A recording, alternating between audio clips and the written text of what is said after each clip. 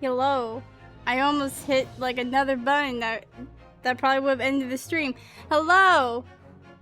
We are back.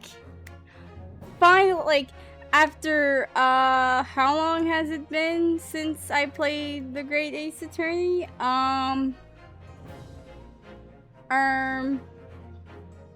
literally just checked. What the fudge? It's been a while. It's been a few weeks. Been a month or so, I think. Hello. Hello. I hope I turned up my microphone a little bit, hopefully, because I remember I realized last stream it was kind of quiet, and I cried a little bit. But actually, I want to like show a tweet that I found because this is. Hold on. Let me take a screenshot of this real quick. Oh, I'm so professional, guys. Never doubt me for a second. I'm so professional. Let me just image. Yes, this, that, and the third.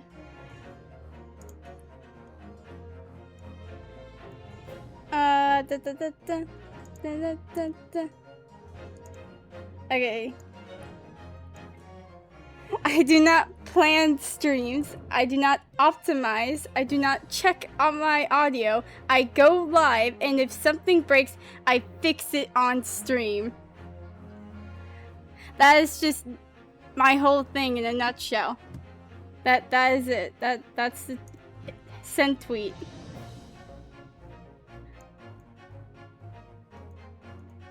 That's all.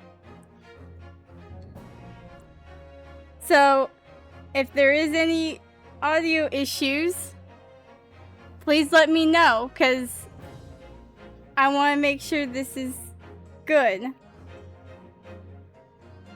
Because it's difficult when you're freaking testing audio on your own, like when recording and whatnot, to streaming.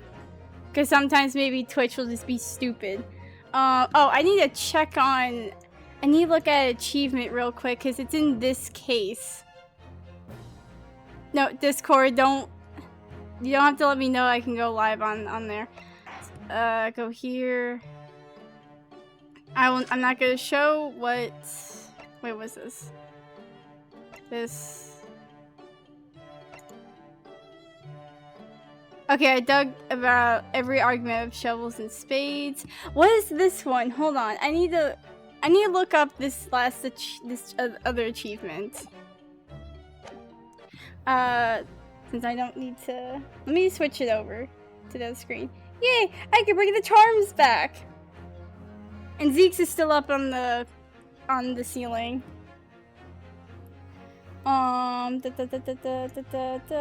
Organizing is great.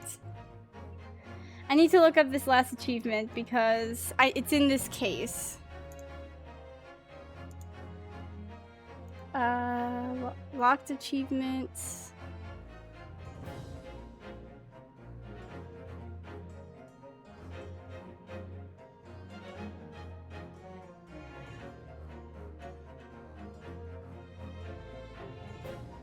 What does this mean? I'll figure it out when I get in. I'll figure it out. I'll wing it. Just like, we're gonna have to wing it in this case because I kind of forgot what all we need to do. Continue. Yes, the adventure of the Unspeakable Story. Yay! When I awoke the following morning, Susato-san was already gone. Oh yeah, Susato left for, Japan. Because her father's sick. I almost forgot about that. So she's not gonna be here to, help us. Outside the window, the rain came down in sheets. And so began an even longer day than the last. One that I would remember for the rest of my days.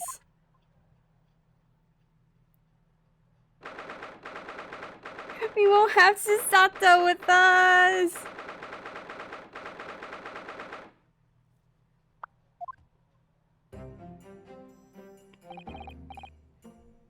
Oh, hello, Gina. Good morning, Gina. I'm determined to prove your innocence today. I'm sure we can do it. So where's your friend, then? Oh, I forgot. I gotta do an accent for her. Sorry? You know, her in the fancy dress. Susato, or however you say it. I don't know. Miss Susato had to leave early this morning. She was already gone by the time I woke up. You alright with that, are ya? Forget about me if you like. Go and see her off. It's fine. It's not as though Mr. Sato and I won't meet again. One day. Even so. But you, Gina, you only get one chance. This trial today is all we have. Oh, good morning, you two. Oh, Iris! Why is Trip hiding? Is Trip in the chat? Is he here? Oi, Trip, show yourself. I will have Iris use her smoke grenade.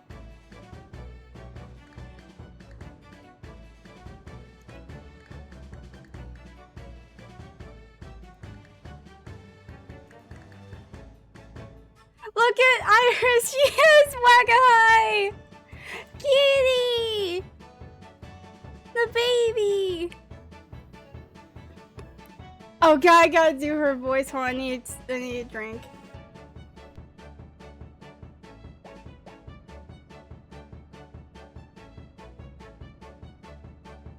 Awesome music. I could vibe to this all day. How are you feeling, Ginny? Did you manage to get sleep? Or manage to sleep? La la la la la la. Words. I can English. Aww. Iris, what are you doing here? What do you mean? When a friend is in need, we show our support. Isn't that right, Waggy? Even Wagahai is here for support. No, Wagahai! Waggy! Great way to show your support, kitty. You can't trust cats.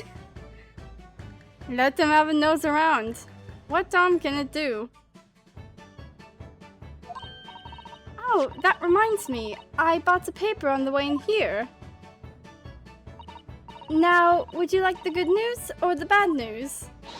What do you say, Bruno? Ginny? Oh, well, I think I'd rather get the bad news out of the way first.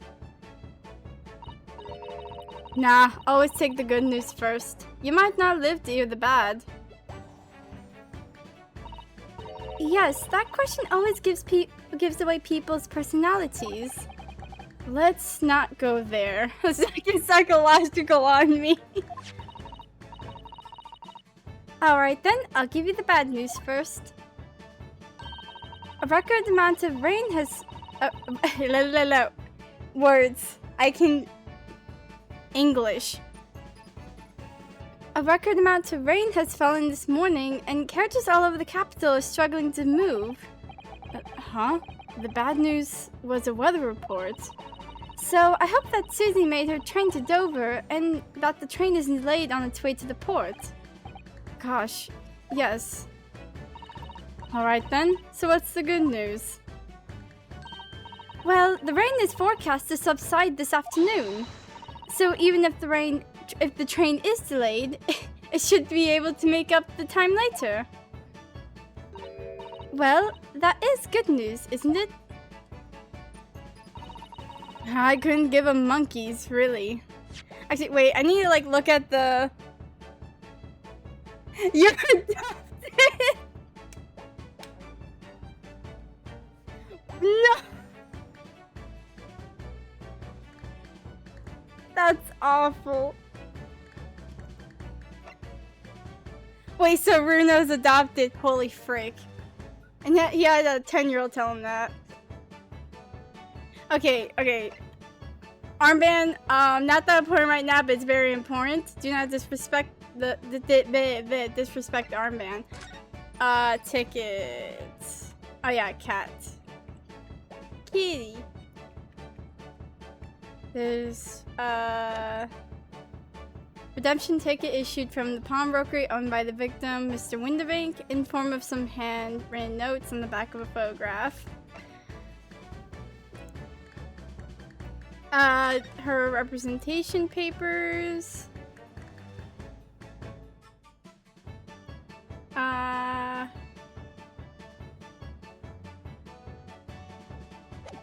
Oh yeah, Gina's alleged offense is murder of Baker Street pawnbroker. But with how these games go, they usually are like, oh yeah, they're guilty, 100%. When they're not. Only 2 people. Oh yeah, the blood sample portfolio. 3 samples of blood analyzed for the special chemical indicator developed by Mr. Sholmes. Different people's blood turns different colors. So, unknown blood here. Thrice fired Masons on that note. And also on Gina's jacket. Or like the black coat she had. And Mr. Windibank's. And there's the manuscript. And the gilded case notes. We'll look at all that once we get into like the... Well, I did just look into it, but have to look more into it later. I couldn't give a monkeys, really. If only all good news canceled out the bad. And look, this trial has made the headlines too. Pawnbroker perishes in pig-purse plunder. See? How'd you like that? Well, let them say what they want. See if I care. I can't, because you're covering your face. Don't worry, Bruno will soon show everyone that this headline is nonsense. I will. And then in tomorrow's papers, the headlines will be... Discharged diver and dauntless do-gooder. Isn't that right, Bruno? Oh, yes, let's hope so. Of course they will. I have absolute faith in you. How was that? I was trying to sound like Susie. Did it work? Did it? It's like she was still here.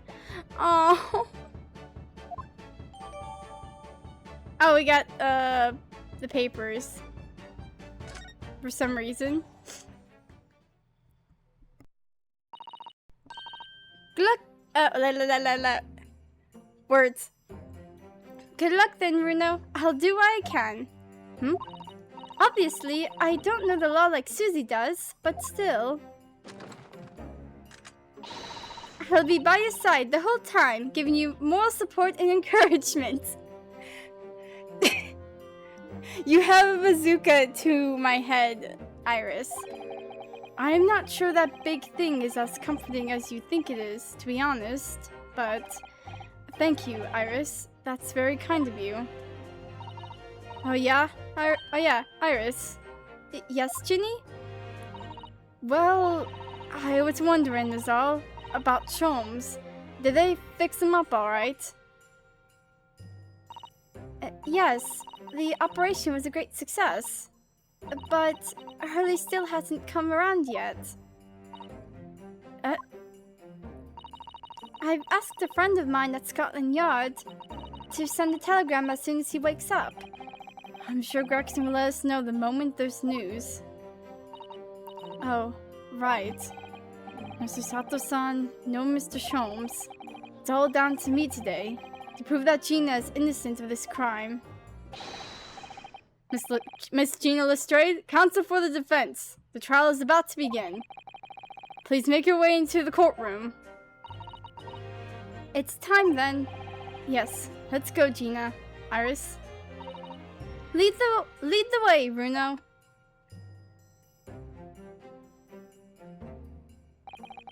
Poor Gina. She's trying to put on a brave face, but I can tell she's worried and scared. I have to believe in her from start to finish. That's the weapon that will secure our victory here. Don't bring him into this! If I learned anything from my great friend, it's that.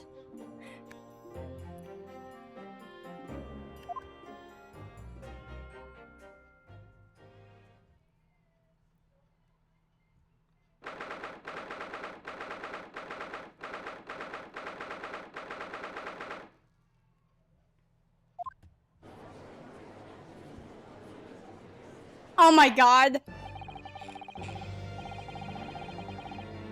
I just looked at the stand. Okay.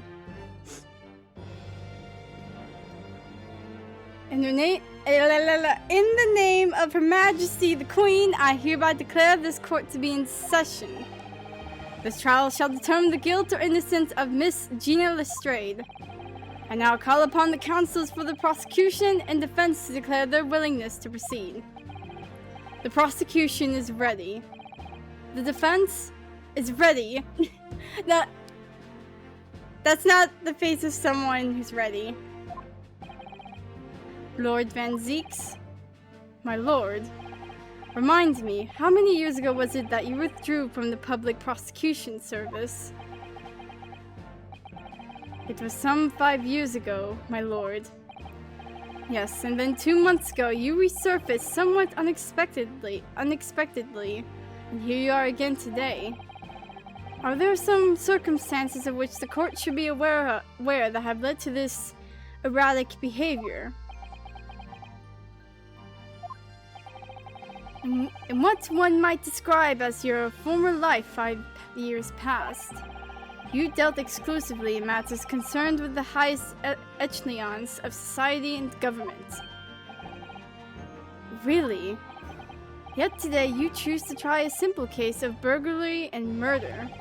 I confess I find it more than a little befuddling, Counsel. There are 2 types of person I cannot abide. Firstly, those wealthy scoundrels who hide behind a mask of philanthropy to cheat the public at large. He means Mr. McGilded, who you defended against the Reaper 2 months ago. Oh.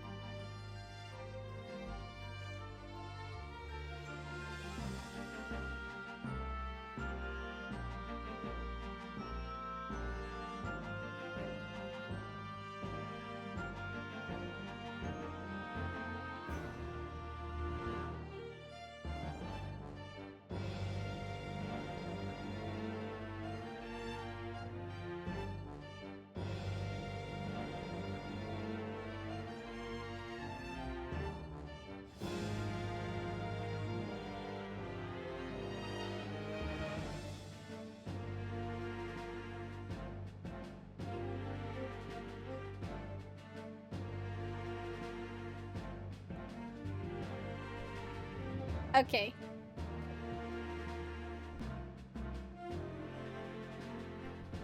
I'm dying. Not really. Yes, I just about managed to work that out. Thank you. Magnus McGilded. If I'd known what a monster he was, I never would have defended him. And secondly, even more loathsome, those really scoundrels who masquerade as allies only to effect total betrayal in the final hour. In other words, the convenient tricksters from those tiny islands in the Far East, the Nipponese. What? Did he really just say that? This is why Six is in the ceiling.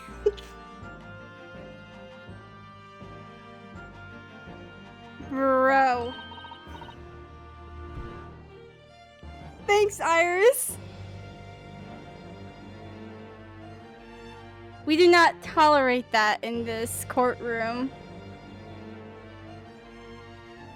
He means you now, Bruno. I actually managed to work that out too. Thank you, Iris.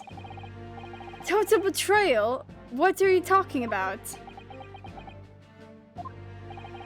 That torrid look of hatred in Lord Van Zeek's eyes. Was that directly solely at me? Or was he talking about all Japanese people?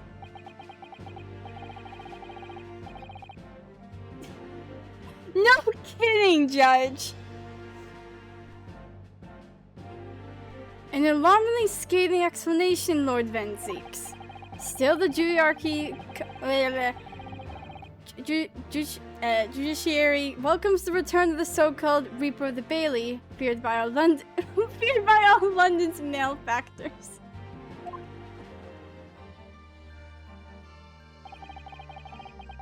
Your lordship is too kind. Now, jurors, the 6 of you have been selected at random to represent the will of the people in this trial. Are you ready to hear the evidence placed before you and determine the guilt or innocence of the defendant? Former lieutenant in the British Army here. Don't you know? Chaps like me were born ready. Sir? I see over here. Clean crockery, clean cutlery, and clean conscience. His lordship's motto is very appropriate here, I think. Everything will be stereoscopic in the future. Absolutely, absolutely everything. Now I'm ready for it. I don't understand it. I can't have left it there. It's not possible. But could I have? Women indispensable in society. Stop. Female-centric future awaits. Stop. You look at the mouse! Good day. I am visiting London for sightseeing. I would like to take a bus to Crystal Tower, please. If you guys remember the second case I did, this guy looks familiar.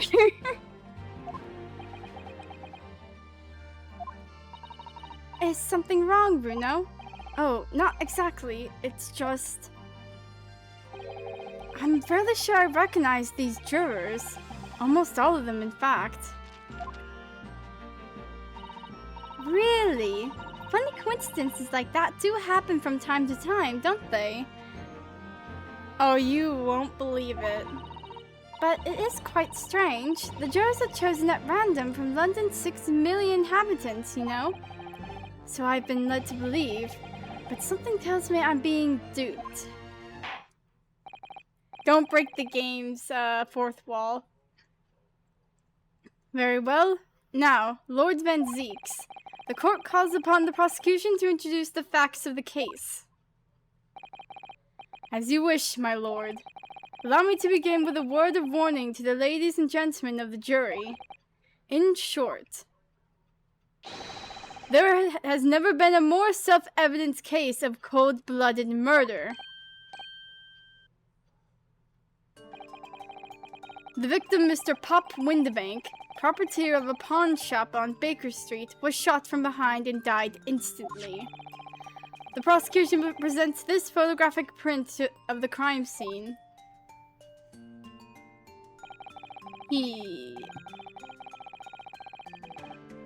Jesus. As the court will observe, there is a single bullet wound just below the gentleman's left shoulder. The evidence suggests that the bullet pierced the man's heart, resulting in near-instant death. Moving on to the findings of Scotland Yard's coroner, his report states that the bullets entered the body on a rising diagonal trajectory. And what's that supposed to tell us? It means the victim was likely shot by someone significantly shorter in height than himself. Someone Like the accused, you might say. Oh. The prosecution wishes to present the autopsy report and crime scene photograph as evidence, my lord. Indeed, the court accepts. Hand them to the bailiff, please. Okay, autopsy. And crime scene photograph. I now ask the court to turn its attention to this plan of the establishment where the incident occurred. The property was found in the storeroom where he kept articles pawned to him. A windowless room with a single point of entry, a door to the main shop that was found locked.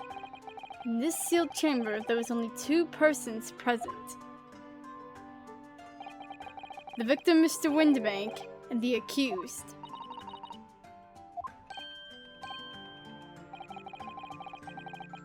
It may further interest the court to know that when the accused was discovered at the scene, she had in her hand the gun used to fire the fatal bullet. Well, that's that then, isn't it? Nothing more to say. Isn't that grubby little girl a pickpocket anyway? She's one of those filthy drabs that live in the slums in East End. Well, it was only a matter of time before she got blood in her hands then. What are the jurors waiting for? She's guilty as heck! What the fudge? We can't jump to conclusions here. We mustn't assume her guilt because of what she has to do to survive.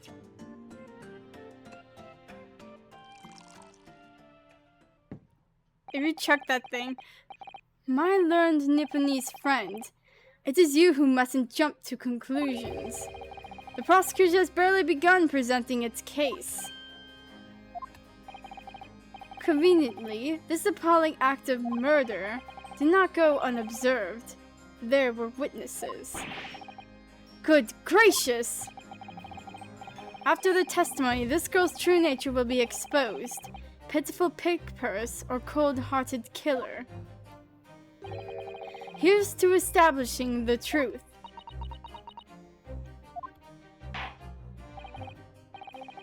The court will take the floor plan and firearm into evidence. Hand them to the bailiff, please, Lord Menzies. At once, my lord. I realize because of my mouse's antenna, you can just like see a little pink thing just flying about. I realize.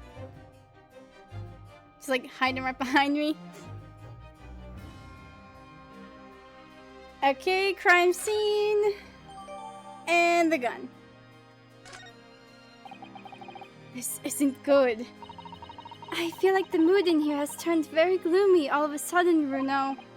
I think that's because it has. Oh, cape off. Let us begin. Bring forth the witnesses to the foul murder of Mr. Pop Windibank on 16th April of this year.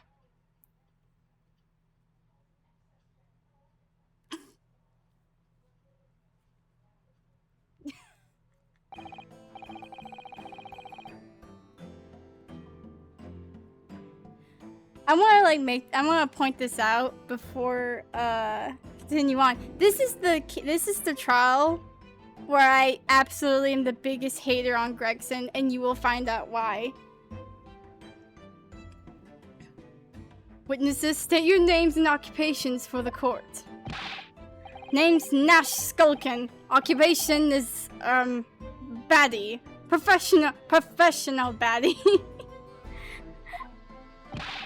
Name's Ringo Skulkin. Occupation's same as him. Tobias Gregson, Scotland Yard Inspector. That's right, we're what they call the Three Skulkin Brothers.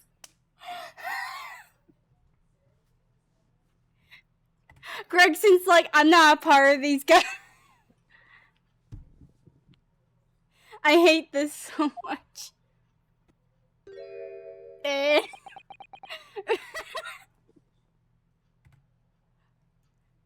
This is also, these two are like my favorite characters ever. What do you look at me like that for? Don't lump me in with you lot. Poor blimey, that's cold. Don't you know what we're going through? It's our elder bruv. Lost contact with him. We have. So we're scouring every shady corner of the capital.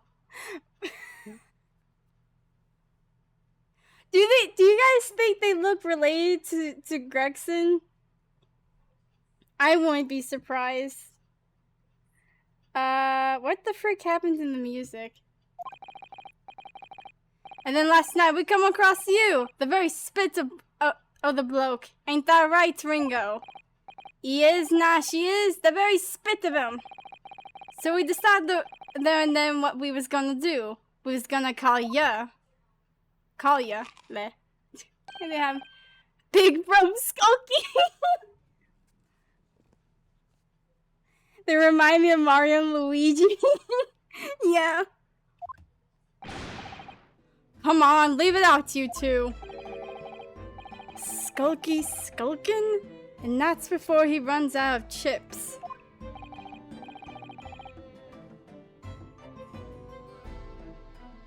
These guys are like my favorite characters. Well then, Inspector Skulky Gregson. I have played this before. I'm kind of like just replaying it to like get the any achievements I've missed. But I haven't played it on stream though as well. I played it with my brother a while back. But since it's been a while, I have forgotten what to freaking do. Inspector Skulky Gregson.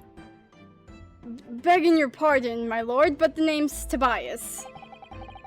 What I would like to know, Inspector, is what you are doing with the witness stand. In the witness stand. The Skulkin brothers are currently under arrest, my lord, on suspicion of theft. Thieves they are. These three. Are they these three? No.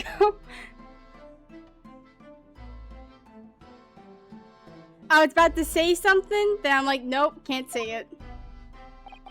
No, my lord, begging your pardon, but please don't lump me with this lot. 2 nights ago, these brothers illegally entered an establishment with intent to burgle, and in the course of their nefarious activities, they became embroiled in a far more sinister crime. By Jove, you mean to say? What an extraordinary coincidence! It's just a day of coinky dinks, huh? It's just a day of coinky dinks. Indeed, my lord. While attempting to burglarize the pawnbroker, they witnessed its proprietor's murder. He's on a box.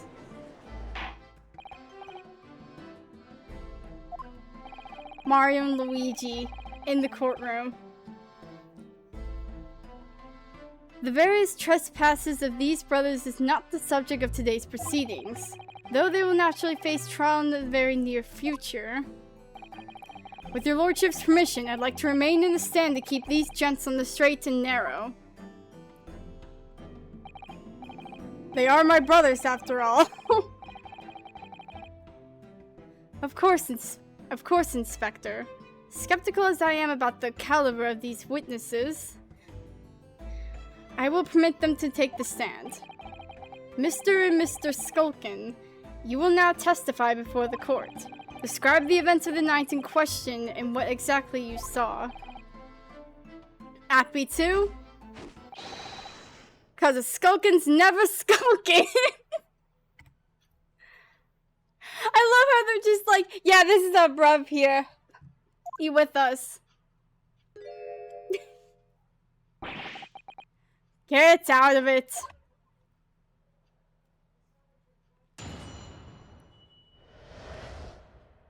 Illegal entry. We was walking down Baker Street in the small hours and the gaff store was ajar, see? It was like some kind of sign, begging for us to go in. It was. But once we got inside, blimey lummy, we heard a gunshot from the back room. We went to see what was what, but the door was locked from the inside. We never done nothing, governor. We never took nothing. We just left after that, nice and quiet. Totally. A terrible coincidence, it would seem. At the precise moment these miscreants entered the property, an even more sinister crime was afoot. The witness's testimony is consistent with the crime scene in every detail. The door providing access to the storeroom from the main shop was indeed locked from the inside, and within, only the victim and the accused were found. Okay. I must say, it does appear to be an overwhelmingly simple case.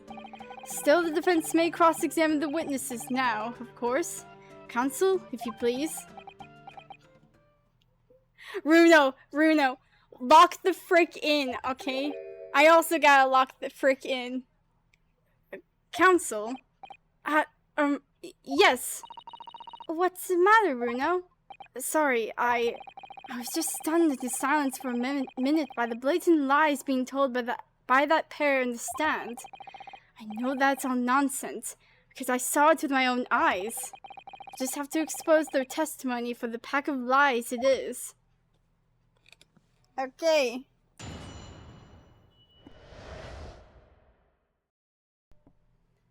I'm sorry, like, Ringo there is just like, I've done nothing wrong. Like...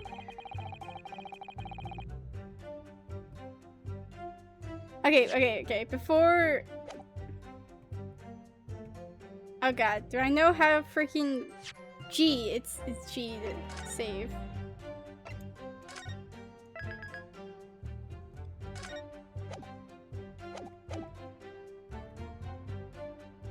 Okay.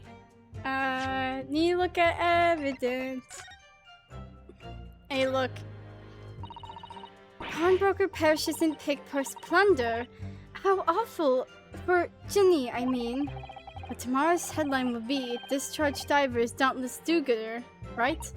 Yes, something like that. If possible, I'd like to even go bigger. Bigger? How?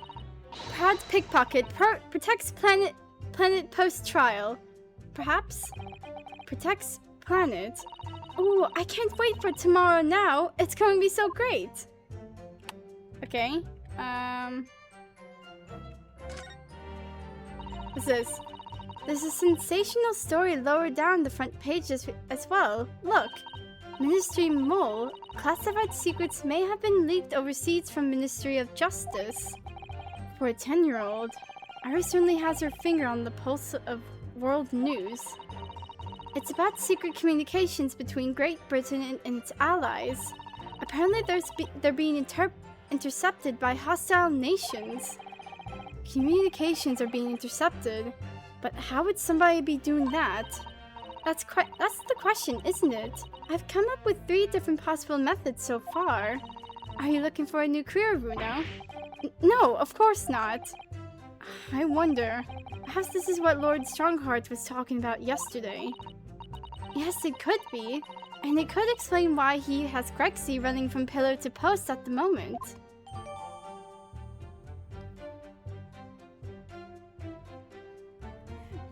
Oi, get back here, Trip! It's like, shh, they don't know.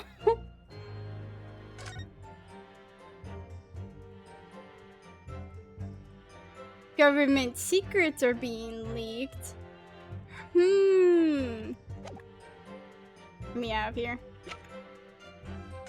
Autopsy report. Okay.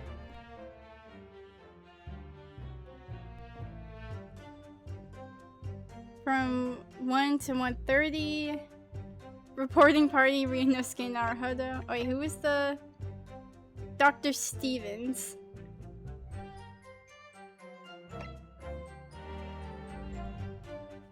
Post-mortem findings, single bullet wound in upper half of victim's back, no other visible signs of trauma. Instant death from posterior bullet, posterior bullet, wound to the heart. The bullet entered the body from the back on a gently rising diagonal trajectory.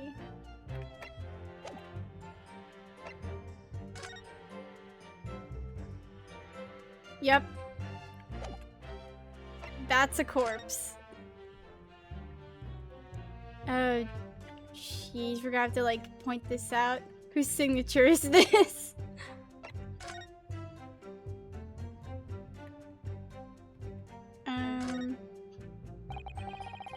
This is Mr. Windibank's gun.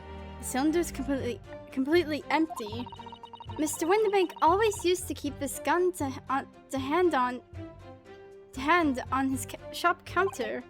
Yes, but only ever with a single bullet loaded, understand? That's right, to keep all the pawned articles that were in his care safe. But his one bullet was fired that night, and the poor man lost his life. Was he protecting his shop, I wonder? Trying to keep the articles safe? Can I look at anything else? Is that it? That's it.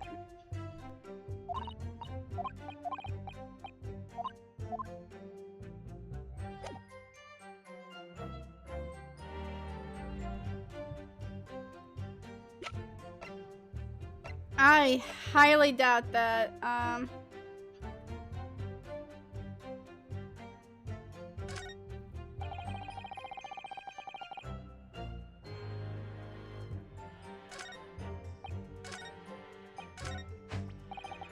once we got inside, Cor Blimey heard a gunshot from the back room. Hold it! Really? You didn't do or take anything. Is that your story? Well, it was bedlam soon, was it? Soon as, weren't it?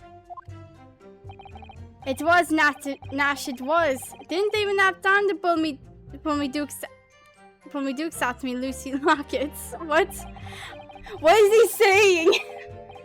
So with no time to take your hands out of your pockets, you just left. Nice and quietly, you say? That's right, Governor. Nothing we ate more than violent. Peace-loving nibblers, we are, not burglars.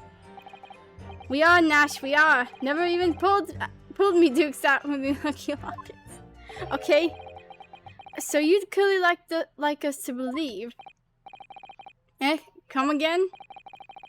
As you fled from the pawnbrokers that night, did you not run into anyone else? And did you not fire a gun at that person? Saints alive, they fired a gun, you say? Get caught. Blind me, Governor. You ain't telling us it was you in the doorway. It was. Why, the bleeding Nora. Didn't you mention that before? You were armed with a gun, and as you fled the scene, you fired that gun at London's greatest detective, Herlock Sholmes. They shot the great Mr. Sholmes. I did hear that, actually. There was a rumor he'd been rushed to hospital. The great Sholmes, that's beyond the pale. On the night in question, this pair were arrested by the police within minutes of the discovery of the crime scene. Their suspicious countenance rapidly gave them away. And when searched, a firearm was indeed found in their possession. Furthermore, the barrel shows signs of a shot having been fired from it. The prosecution invites his lordship to examine the firearm recovered from these brothers. Yes, indeed. Remnants of powder around the muzzle, as you say, counsel. The court will hold this weapon as evidence. Give us the gun.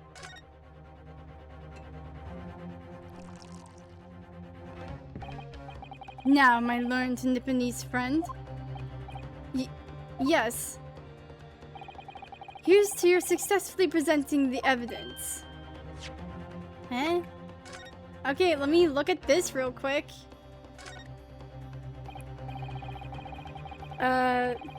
So there's ammunition still in 5 of this revolver's 6 cylinders. Yes, which tells us only that a single shot has been fired from it. Exactly. The bullet that hit Hurley, in fact, isn't it? Yes, it happened almost as soon as we walked in through Windibank's door. I'll make those brothers pay. Go shoot them with, like, the grenade. With the smoke grenade. Make them all colorful.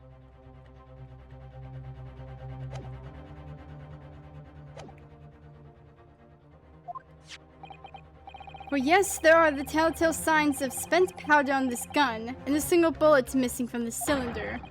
But the prosecution demands evidence that it was fired at the scene of the crime under scrutiny in this trial. Well, I don't need evidence, because I was there. However, the rest of us in this courtroom were not. If the defense fails to provide evidence in support of its rash claim, we shall have no choice but to toast to your incompetence and move on. Evidence that these two fired that gun before they left Windibank's that night.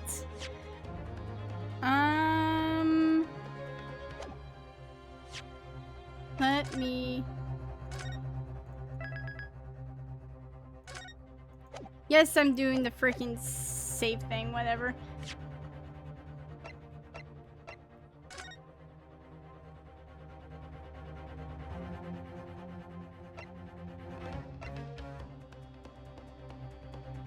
Yeah, okay, well it can't be that.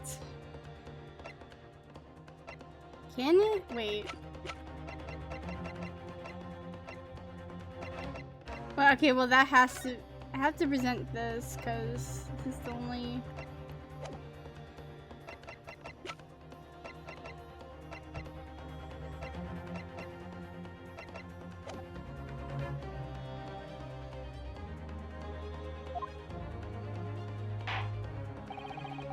The court demands that all claims are affirmed with clear proof. What evidence shows that these witnesses unloaded a firearm in the pawnbroker shop that night? Well, there is a bullet,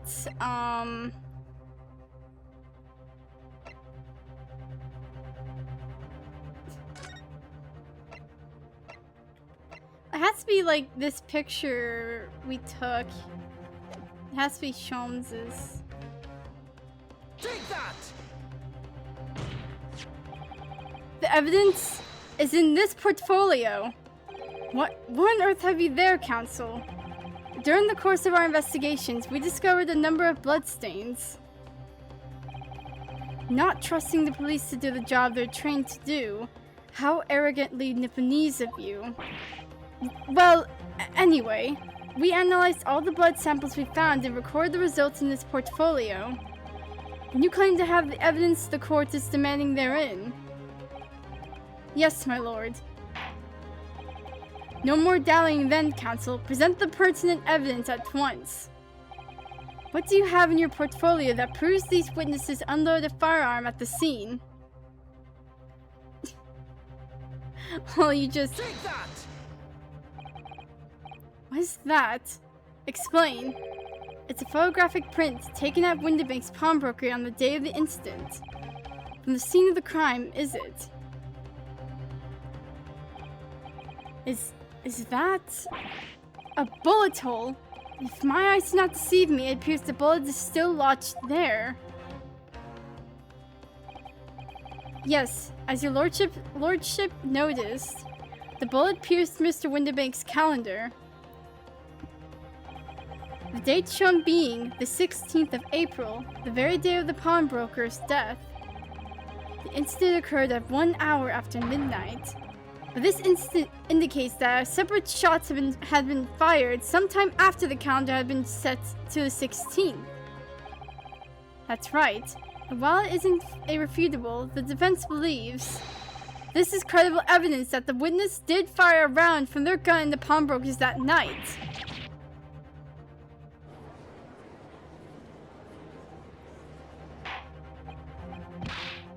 How does the prosecution stand, Lord Van Zeeks? Let's gonna chuck the glass. That is the direction my learned friend wishes to take. The prosecution has no objection. What? Yeah, there we go. But you'll forgive me for flinging my hollowed chalice aside in disgust at the repugnancy it exposes. Repugnancy, whatever. Yes, on the night in question, these brothers entered the pawnbrokery illegally. And like the bold baddies they claim to be... I'm sorry.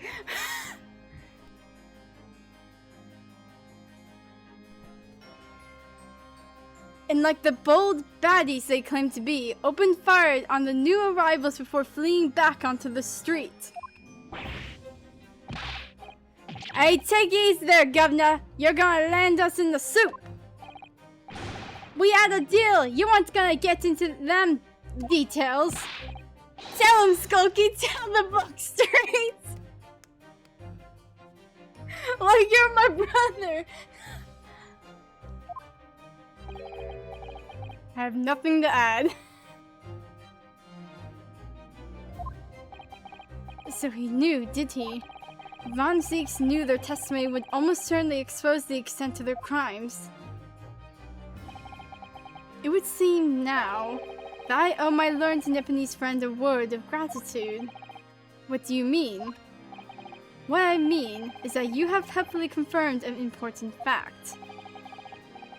To what fact do you refer, Lord Von Zeeks? As has been established at the point of their arrest, a single shot had been fired from the brothers' gun. However, if that shot found its target in Mr. Sholmes, then clearly these witnesses cannot be accused of the fatal shooting of the profiteer and victim. We've been played! In other words, these two men have no material connection to the murder of Mr. Windibank at all.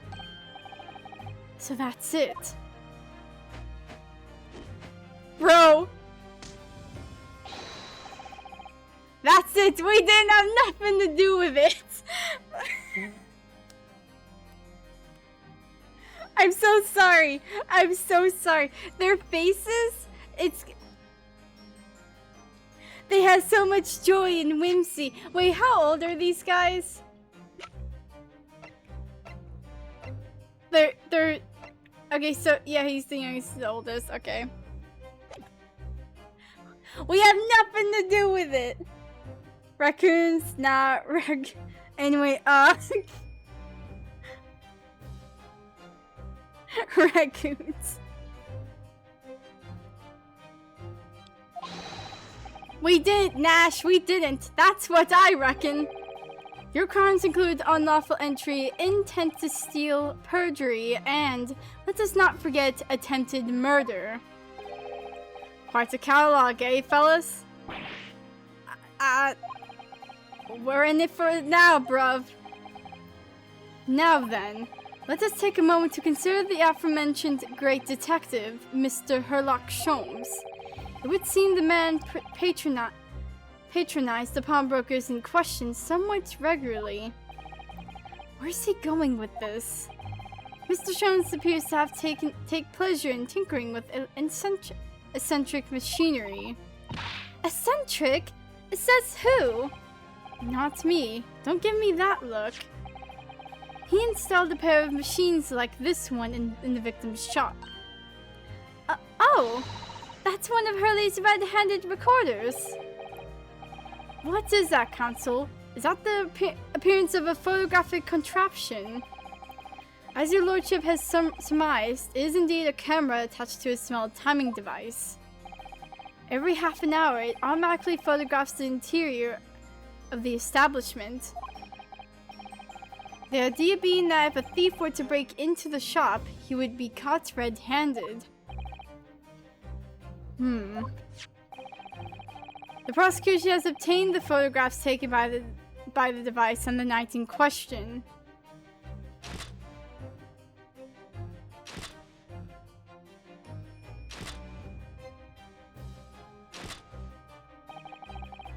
As the court will observe, copious identical prints are produced in a quite desultory fashion.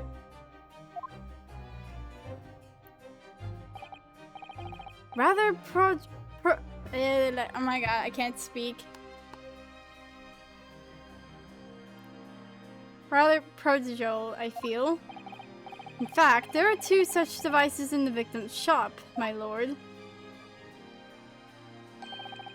If I may refer to the court to the plans of the premises, the respective positions are here and here. You say these cameras produce a print every half hour. I'm afraid I failed to see how that would help if the anticipated thief conducted his activities in one of the many 13-minute intervals. One can only pray that the would-be criminal lingers, my lord. On the night in question, the witnesses, currently in the stand were not caught on camera. That's a bit of fryo truck, eh, bruv? Ladies' luck loves a skulkin'. Witnesses, at what time did your trespassing begin? Must have been just after 1. Right, bruv? Must have been, Nash. Must have been. Yeah, just gone 1. In which case, minutes before these brothers entered the establishment. What scene might we expect to see within the shop? Let us examine the evidence. Good lord! It's the defendant! Miss Gina Lestrade!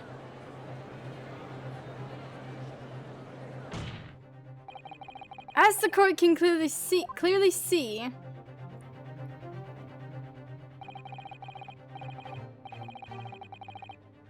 co-worker, dang, how are you so good at being a lawyer? I play all the great Ace Attorney games. I've played these games before.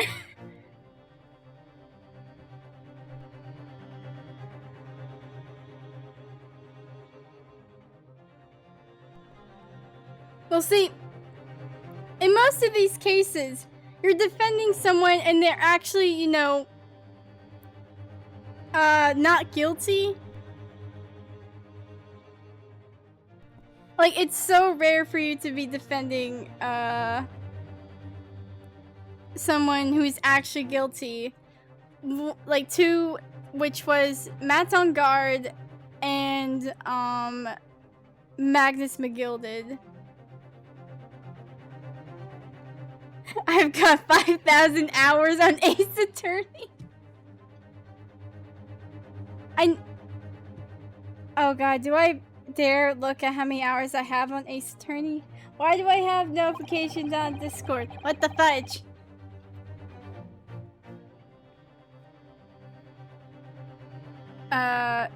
Note that coercing the property to oh wait, frick. I didn't say a thing.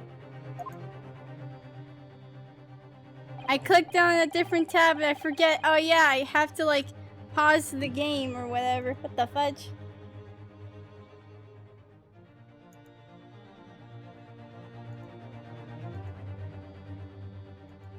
What's going on?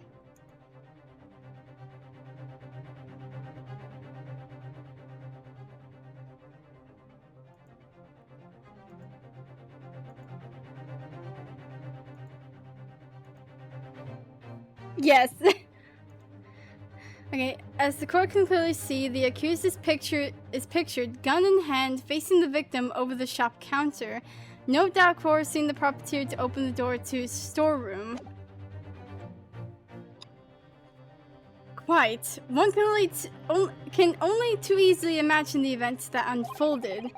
The court will take this photographic print as evidence, if you please, counsel. Cool. I don't believe it. Ginny. In short, the accused is the only person who could possibly have killed Mr. Windibank. We're cooked, guys. I say, I say, my lord. Who said that? I wonder if I might put in a word at this point. Go ahead, Mr. Foreman. Took a bally bullet to the knee in the battle of my wand in 1880, don't you know? Decorated for it and all that, but forced to retire from service, sadly. Of course, the medal can never outshine the exploits of chaps like us on the battlefield. I'm so done with this guy. Actually, this is the case where, like, I start to hate a lot of people. Yes, Mr. Foreman, and what exactly is your point? Carried on the battle after retirement, you see? The battle of daily life, if you like. And here I am now, leading this small squadron. 6 men, all good and true. We'll all go down together. You mark my words. One for all and all for one. He's making a toast. The ladies and gentlemen of the jury have reached agreement, have they? Is that what we are to understand? Well, Mr. Foreman, is that correct? In a manner of speaking, yes. This is the Garadeb Squadron's position, sir. What? No, it's too soon to make a judgment here. Status report for the court's men on the double. His lordship insists on promptitude at all times, and that goes for making decisions, too. I think you'll find the truth is as clear as day now. I could reach out and touch it. I wouldn't have left it in there. I just wouldn't. In all honesty, I can't actually remember. Situation clear. Stop. No room for doubt. Stop. Truth now. Undeniable. Stop. I am very sorry for brothers. They are unlucky. Very well. I now call upon each member of the jury to state his or her leaning in this matter.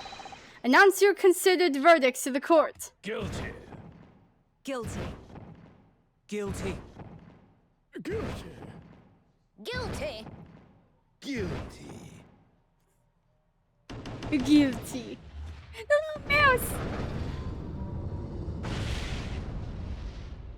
Ah, frick. It does indeed appear that the jury is unanimous in its leaning already. That photograph. It must be the definitive evidence that Gregson mentioned. But Jenny didn't shoot him. No, of course not. My lord, the defense wishes to assert its right to a summonation examination. Very well, the court grants permission. So, you refuse to admit defeat again. How unsurprising. We shall proceed immediately with the summonation examination. Mr. Foreman, all members of the jury ready. Or, whatever. Absolutely, sir. Always ready for action, my chaps. Very good. Ladies and gentlemen of the jury, you will each explain on what grounds you have to determine the defendant to be guilty.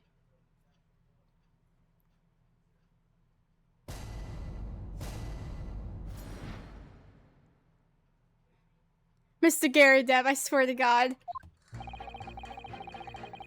All the evidence clearly points to the finger of guilt at this young pickpocket teen. As a housemaid, I should like to see all filthy eyesores promptly and rigorously eliminated. I think you'll find if you look at that photograph in stereo, the truth will just pop out.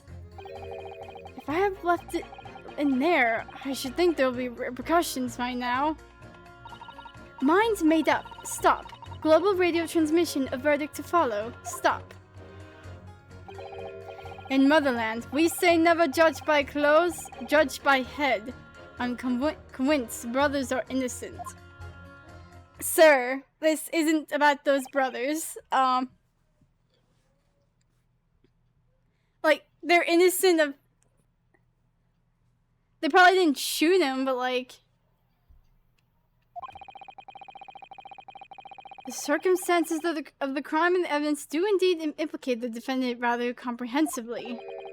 The storeroom locked from the inside, in which the victim and the accused were discovered alone, and in the accused's hand the fatal revolver, the firing of which was heard by these witnesses. Not to mention this print.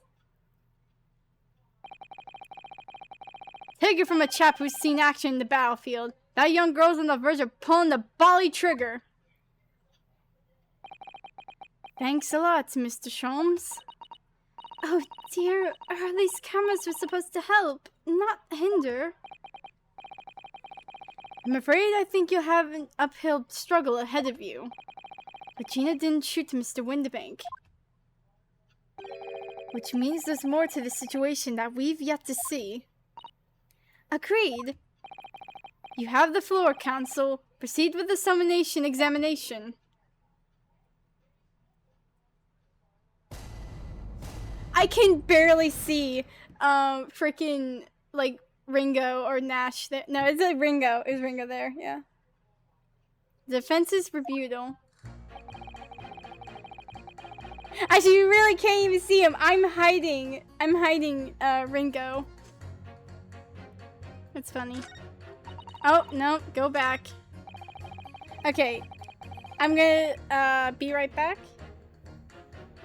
Take a little short break. We're just gonna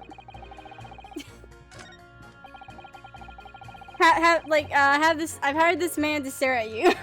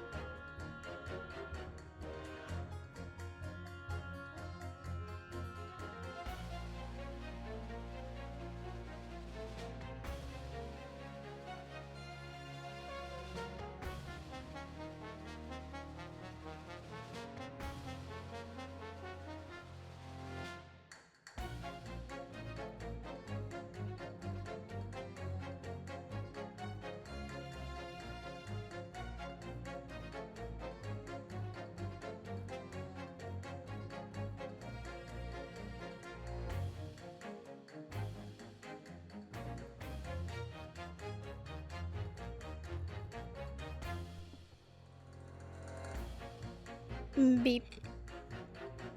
Oh, is the lurk thing not working? What the fudge? Why did it not work?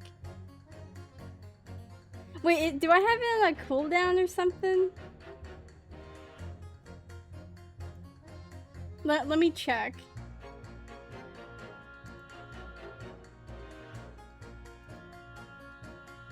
Oh, I do have a cooldown. What the fudge? When did that? Okay, hold on. Updates.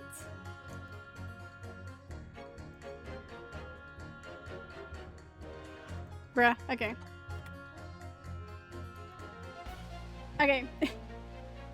For some reason, it was on a big cooldown. Why isn't it?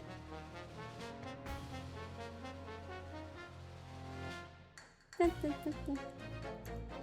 5 seconds? Yeah, I have to put on 5 seconds.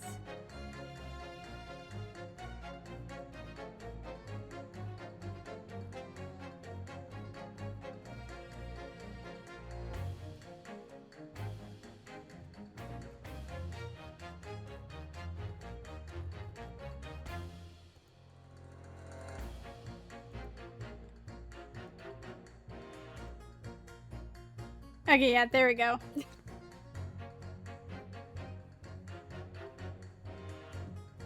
I need to I didn't realize there was a freaking cooldown for that. What the fudge?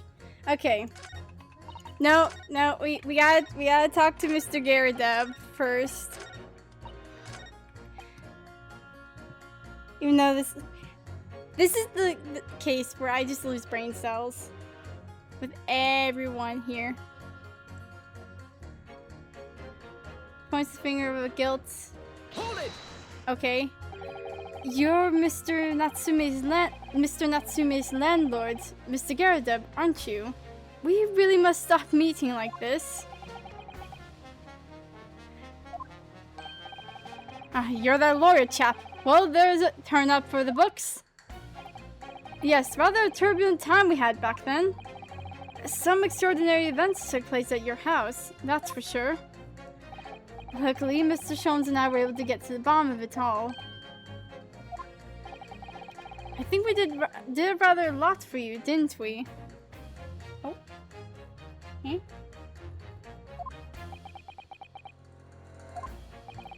I mean, obviously, I wouldn't be suggesting that, therefore you should change your leaning to not guilty or anything. Him and Phoenix are so related. I just love how they mimic some of their sprites to look the same. Can't be denied, I suppose. The curse of the Garadeb's house was the talk of the town after that business. Well, I just moved out and I couldn't get a bally soul to take up the tendencies. Oh. Haven't had the heart to break the news to Joannie yet. Bad enough that the old girl's clapped up. Oh yeah, she's still in jail, ain't she? Yes, can't be denied. You did do rather a lot. But not for us, that's for dashed certain. I suppose not. Of course. There can be no suggestion of that being the reason I'm leaning towards guilty here, obviously. But honestly, I really wish he'd pay more attention to the trial and less to juror number 2. To be honest, yeah.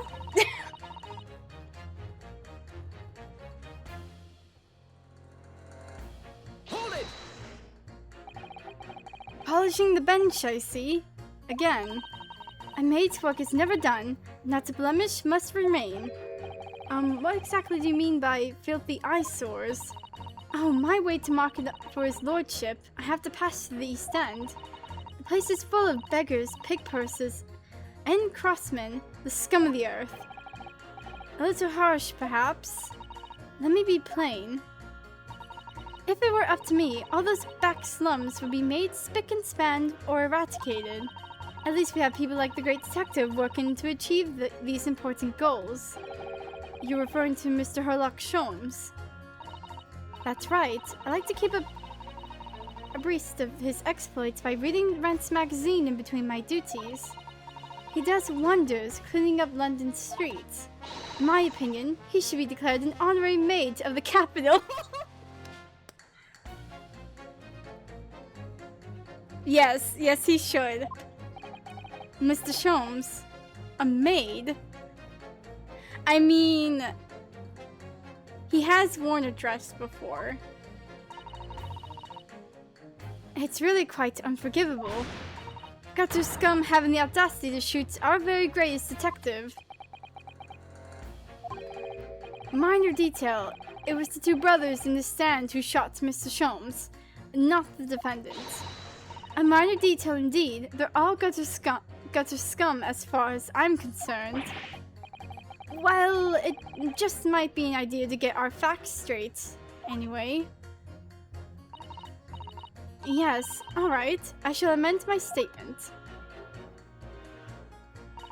Those brothers are the scum of the earth. They should swing for shooting. They should swing for shooting the great detective. Okay.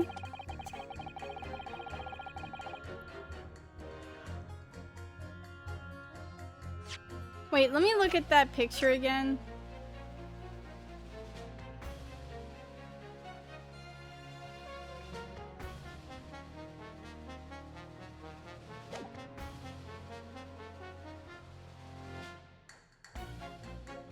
Fire, put Sholmes in the maid outfit now.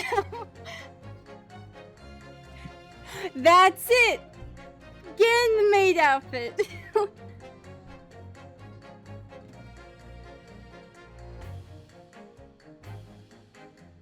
Look at the gun in the photo. She's holding Mr. Windibank's gun that was on the, presumably on the counter.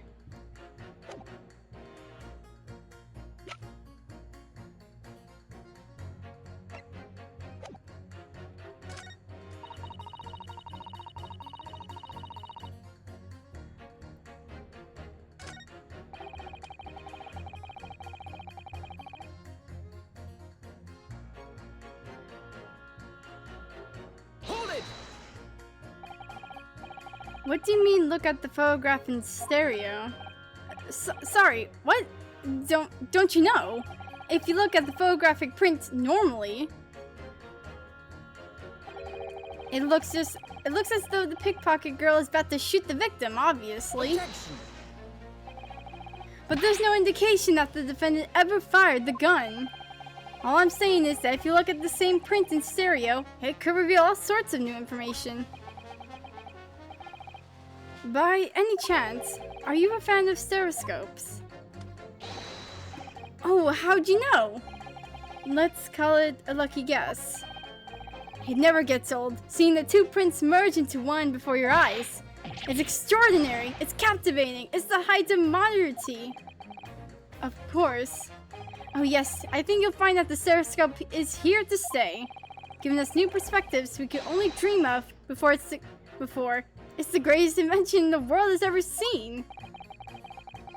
If only it could give me a new perspective on this case, I might agree with you.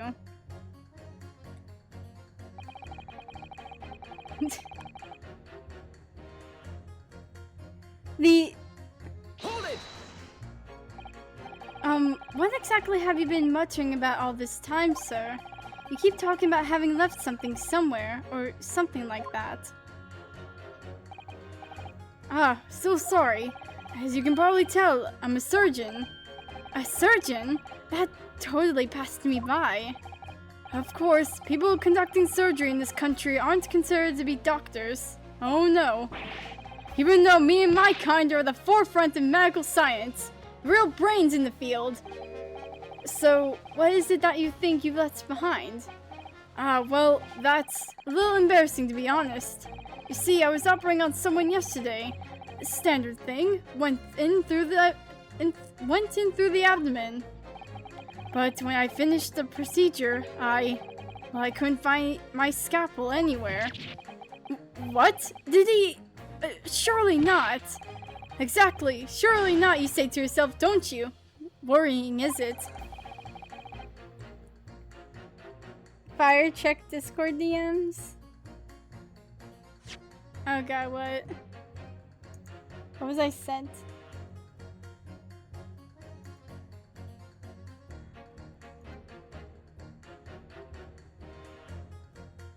You are.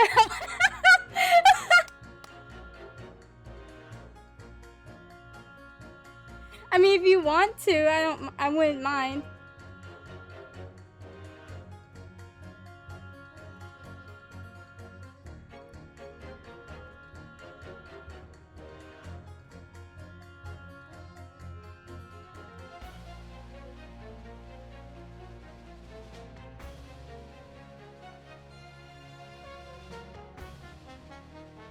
Oh my god, I can't type.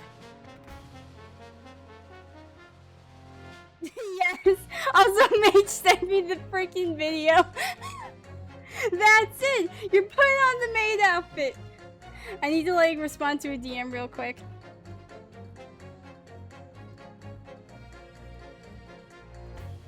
Oh my god, I can't type.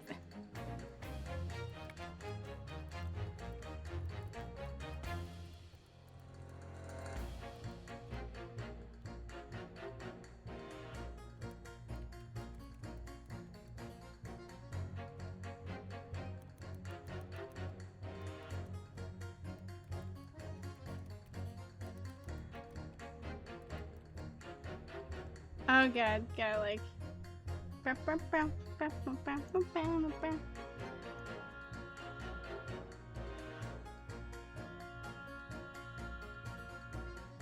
Nope, skip that.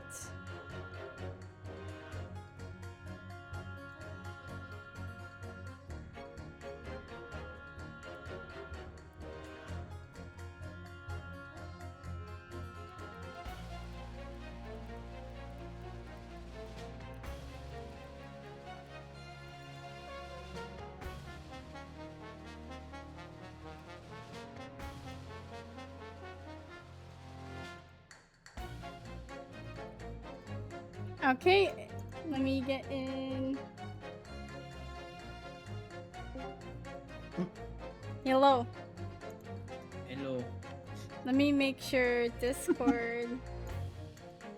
Is Discord audio good for stream? I don't know. Dun, dun, dun, dun, dun, dun, dun, dun. Do something quiet. Hold on. Okay, we'll see if that's better.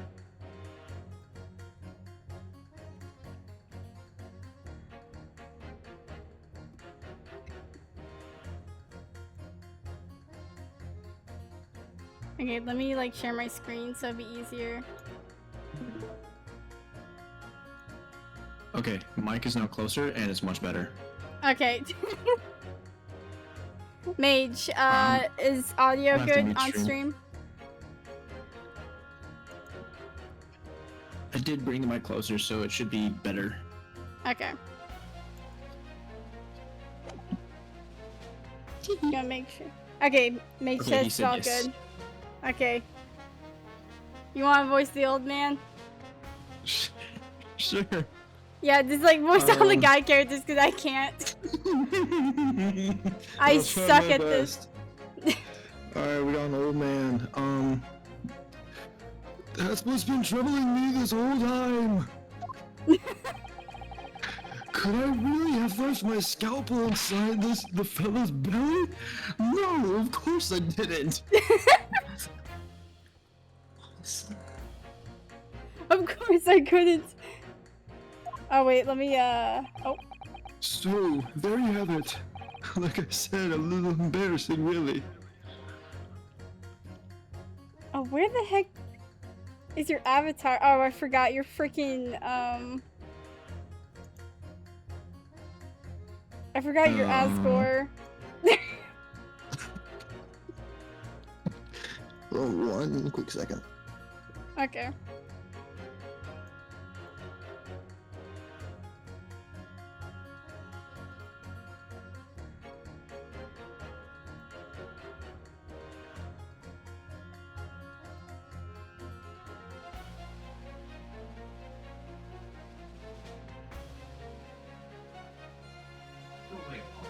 Your mom's like.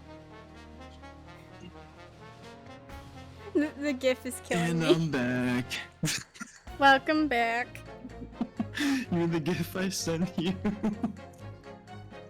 I The GIF I just see it. I thought it was really funny. I just saw Manfred von Karma just like hitting his head.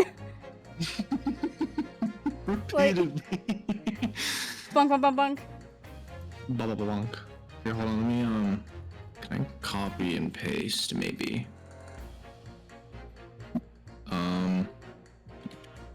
Will this work? Yes. All right. It's in the memes now. It's in the meme channel. So we're all good. Wait, why'd you put in memes? Oh, that. It was funny. That's it! You're putting on the maid outfit! Oh no. Get... Again. Now to get off, frick. Well, that's one way of putting it. The other's manslaughter. I'm gonna feel awful during this. That's exactly my concern. And seeing as this case appears to be all but soon sewn up, I need to focus on trying to remember exactly what I've sewn up elsewhere. He done goofed. He done goofed. Now, I'm sure I made everything that was back as it should be. Well, as sure as you can be without being sure. I'm fairly sure that I did not put a scalpel in this man's abdomen. I'm sure you need to be more sure. I need to figure. Oh, alright, you got this one. Yeah. Okay. Mind made up. Stop global radio transmissions. A verdict to follow. Stop. Hold it! Hold it. Oh, did I have your stream muted? No, it's not. I just can't hear anything. Can you not? Hold on. No, I can't hear it in Discord. I'll be honest, the lady sounds like, oh, ho, ho, ho. Like, mind made up. Stop. Global you radio can, like... transmission, a verdict to follow. Stop. You can kind of like hear her when she's like saying guilty, like guilty. Like share stream audio. Oh, there we go. Okay, I can hear it. I can hear it now. I can hear.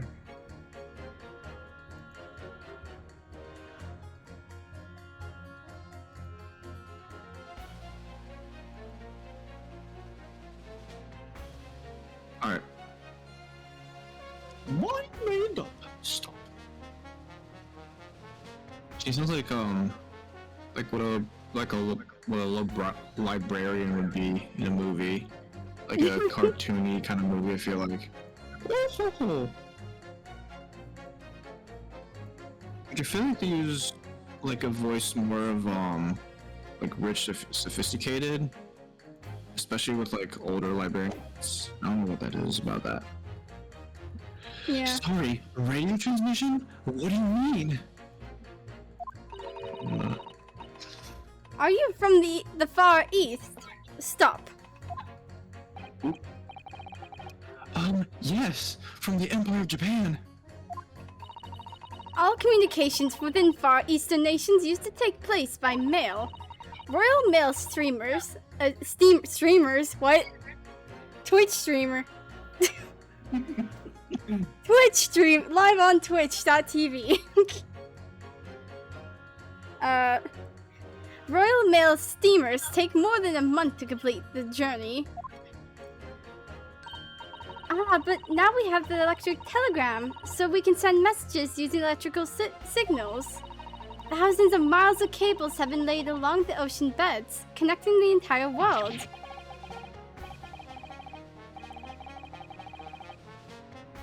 Here we go. Oh. Oh. Oh, wait, is it my turn? Oh, Yeah. It is. Thousands of miles of cable on the ocean bed.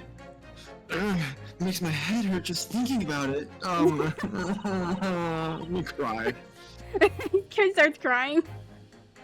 I'm gonna cry because I feel like he feels most well fit for like the cringe anime voice. You know what I'm talking about? It just seems so well fit with his character. Dang. I mean, he doesn't know what he's freaking doing. This is like what the True. fourth case he's done.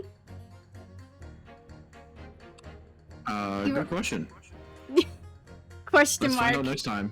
Next time. Question mark. You are well informed, young lady.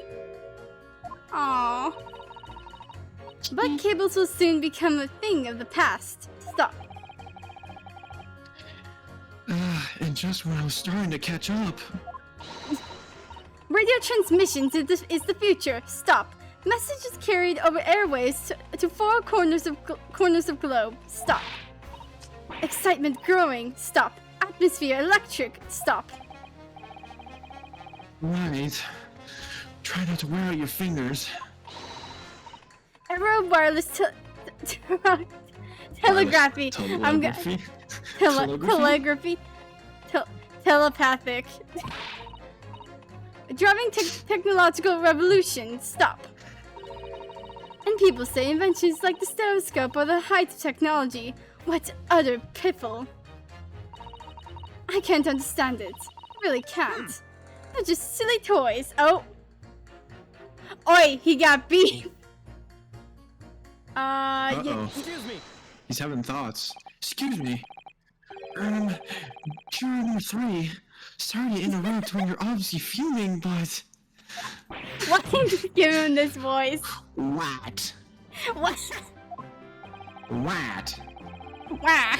Do you perhaps have something to say about juror number 5's last remark? As if I couldn't guess. Oh, you bet I do. Say that again. Go on. I dare you. I'm trying to feel like nerdy. Yeah. Goodness. Actually. Actually. Goodness, are you talking to me? I think he just might be, yes.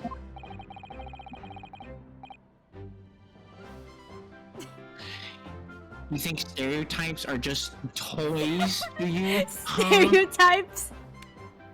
Oh, stereoscopes. Stereoscopes. You think stereoscopes are just toys, do you? Huh? It's gonna be hard staying consistent. Yeah, it's alright. I understand. Man, I had to like... struggle of English, my guys? English is a struggle. Absolutely. I mean, really, a machine to view photographs in 3 dimensions. Why on earth would you not just use your eyes to look at the world around you? It's all 3-dimensional. No, it's 3.5. What a great way to appease the man. No, I'm sorry. Stereoscopes are of no practical use at all. He's about to like... He's about to crash out. He's about to blow a fuse. He's gonna crash out. You just don't know. Pardon? I think you'll find that viewing a photograph through a stereoscope, I think I got it. can unlock all sorts of possibilities. I'm obviously going to have to demonstrate. By crossing my eyes till they just like fuse. What sort of possibilities? Well, take a crime scene for example. If you had a pair of photographs from a crime scene that you could view through a stereoscope, it could reveal hidden clues you'd never even noticed before.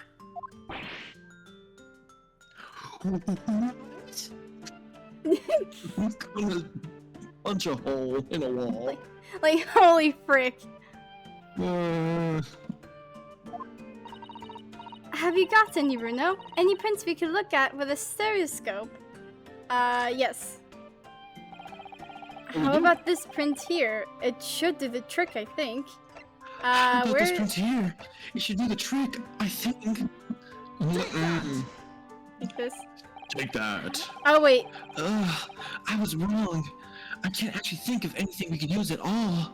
Oh, wait, we don't have another photo. Wait, but we need 2 photographs for this. Oh, wait, we need another photograph. Give us another photograph. We need it. What? Really? Oh, dear. I think maybe I need to have a stereoscope look at your brain sometime.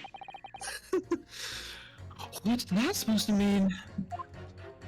Uh-oh. She knows something and he doesn't. Wait. In Netherlands, Wait, is he Russian or German? He's Russian. Okay, I don't think it matters either way. In Netherlands, we say never judge by clothes, judge by head. I am convinced brothers are innocent. That does not sound Look at right. look at my mouse. Look at my pet. Look at my mouse. That's a little better. Hold it! Wow. Please tell me you're not Violet Bolshevik. The Russian revolutionary. Revolutionary. I'm gonna punch a wall. Silent. Da, I believe there is such a rumor. I don't think they really are. It's just a rumor. And as you see, I have unfortunate in appearance. I look like Mishi's criminal. Broken English. Broken English. Trying. Broken English. Ooh, that was better. Oh, your words, not mine. Just want to point that out. Why do you make him such like a... Imagine like his thoughts were just like a deep voice, like, your words, not mine. Just want to point that out. I never... His internal monologue was different compared to his actual voice. In his internal monologue, he has so much to say.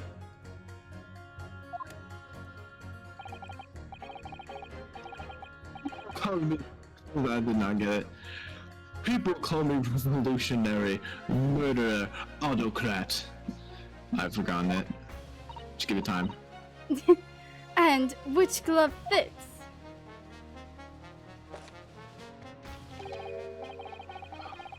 Good day. I'm visiting London for sightseeing. I would like to take bus to Crystal Tower, please. I like how the mouse Okay, is one also day. reading. Mouse also needs to learn English.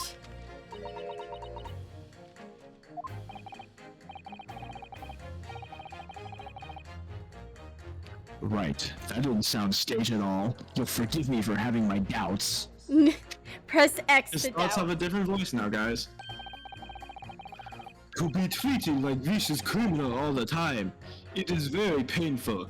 People do not realize. So I have much sympathies for these brothers. People say they are criminals only because of how they look. I can't get it no more. It's fun, guys. Isaac, lock the frick in.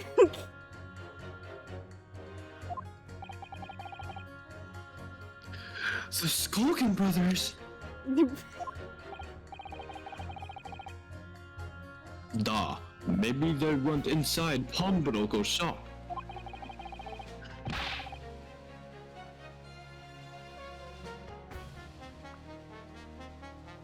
Russian. I've been told to quiet down. Oh. They have nothing wrong. That is all I wanted to say. The Skulkin brothers did nothing wrong that night. Doubt. Alright, well, first of all, that's one not so little misunderstanding I need to clear it up straight away. Tell me something, Iris. What is it, Bruno? The jurors are chosen at random from inhabitants of London town, aren't they? Yes, it's amazing, isn't it? In that case, how is it that there's a Russian tourist sitting along them who looks for all the world like a revolutionary? There's a coincidence, Bruno. We do not think about that. I might have to try, just like one voice for all because of the fact I have to stay quiet. Sorry, audience. I wish I knew. That's Iris. I wish I knew. We will never know. If I can't change the minds of more than half of these 6 jurors, the trial will be over. It's so over. He's cooked. It's so Jover. It's so Jover. But we know that Ginny would never shoot anyone.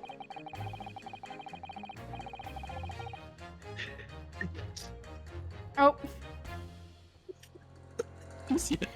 Your mic broke. You said You're- yes, and that's it. Yes. Yes, so we need to find contradictions and put Oh my these God. jurors in and put them against each other. Oh god, if I knew what was happening on like Twitch end.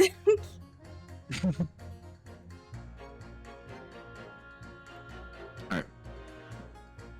Yes. Oh wait. I've No, it's all good, it's all good. okay. I already said the line. Okay, gotcha. I must be ready to go to whatever length I have to convince him of Gina's innocence. Iris, ready the smoke grenade. All We need the a evidence bucket. clearly points the finger of guilt at this you again.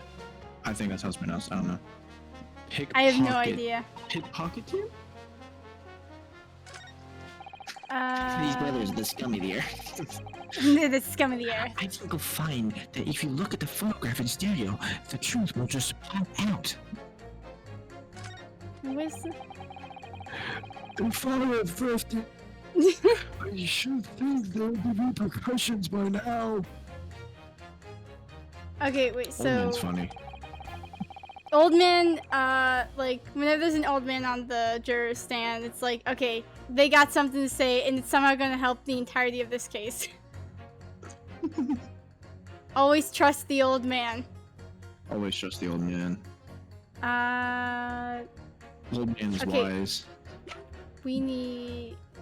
Okay, I'm gonna like do this guy again and like show the photograph of Gina since that's the evidence. Can I- What key? Q. Hold it. Okay. What do you mean? Oh, I'm like skipping through so we can get to like him showing us like, oh, how do you do this? Objection.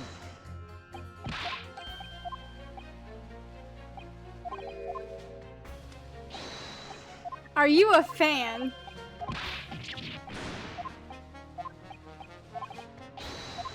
yeah. Bruh. Is it good now? Okay, there we go. Fixed. I think it's something with the wiring. Mm.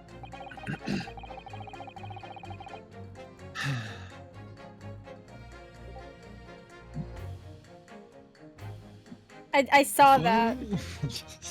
Wait. I saw that ping. If I have left it in there, I should think there'll be repercussions by now. What? I know. Global originated verdict to follow. Stop.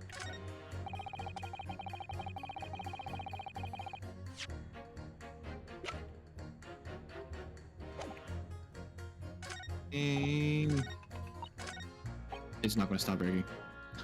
In Motherland, we... I'm trying to.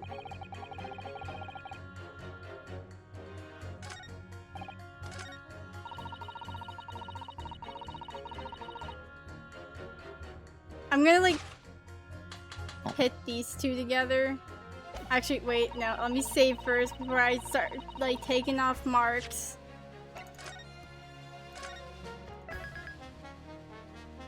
There we go. Okay. The mic is Alright. not gonna stop breaking. It's having a mental breakdown. Oh, there we go. Oh. Hey, it's your turn to shine. What is? Oh yeah, that it is. Those two statements clearly contradict each other.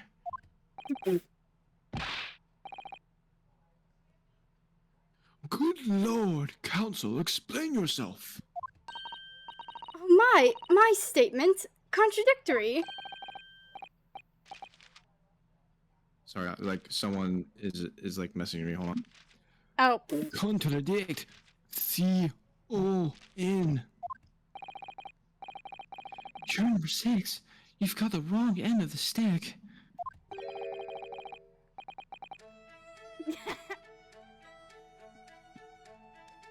I do not have stick.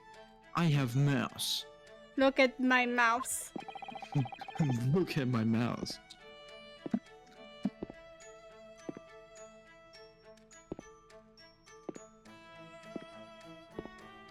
As juror number 2 said earlier. I can Raising hear the his like sword. footsteps. Yeah, me too. Why does he have a sword? That's his best friend's sword. That's Karuma. The sword. That's the sword's name. Karuma, huh? Karuma. When the Skulkin brothers fled the scene on the night in question, a fighter shot it from the revolver.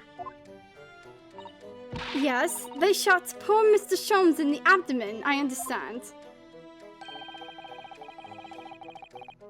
Sure, you're not gonna tell the court now that you didn't hear.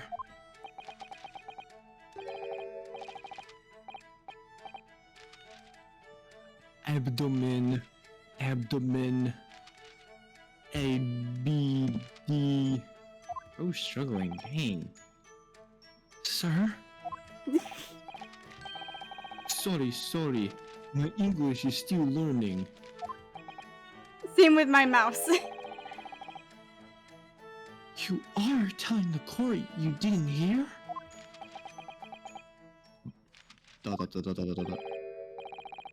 Forgive me, I did not hear. Brother. Bruh. Ah, No. Katie's word, abdomen. Part of person's body containing stomach and other vital organs. If this is what you mean, you should say in plain English, I'm Russian, not a native speaker.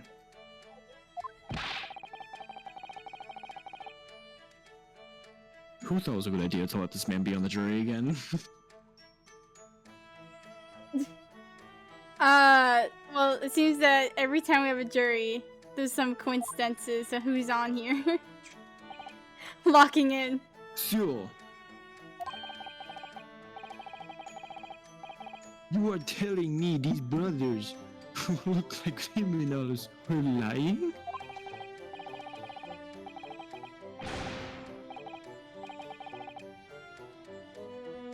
They said before, we never done nothing. The truth is, they shot detective.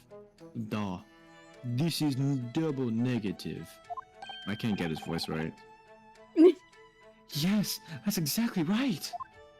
No, the mouse! Lying is wrong. Especially when lie is said by a person who looks like criminal. Change the voice, guys. He's very That robotic poor now. mouse! Look at the poor mouse! Let go of him! Juror number 6 is now more robotic. Mr. Bolshevik. Coming from you, that seems surprisingly Prejudiced? Prejudice, yeah. It seems surprisingly prejudiced. This means when they said we never took nothing, maybe it was also big fat lie. I mean, no doubt. Is this true?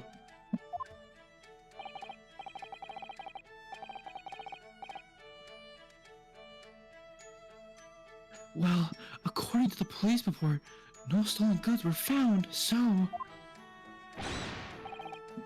Enough. I trust no one now.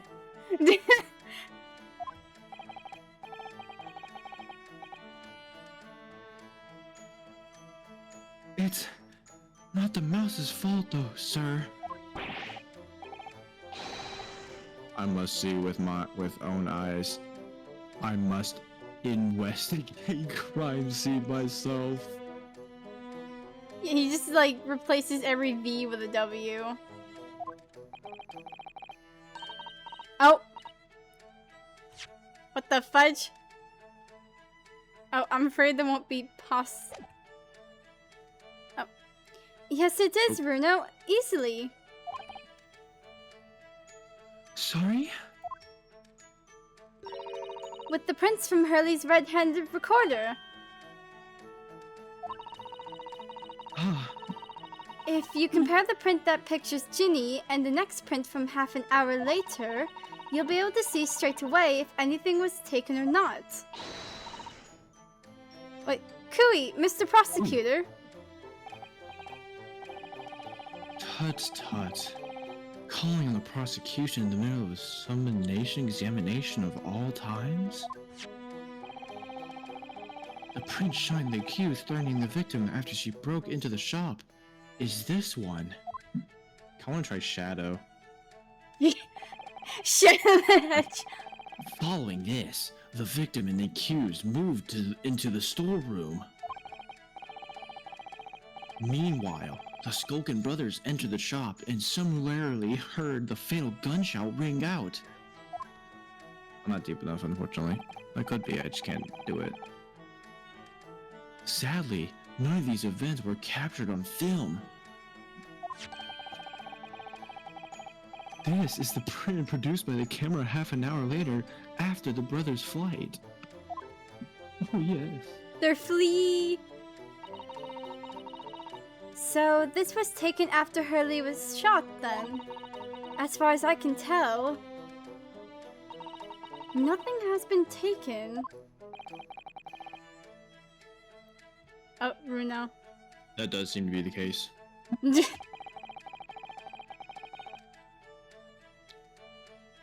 I can't notice anything that's obviously missing in the second print.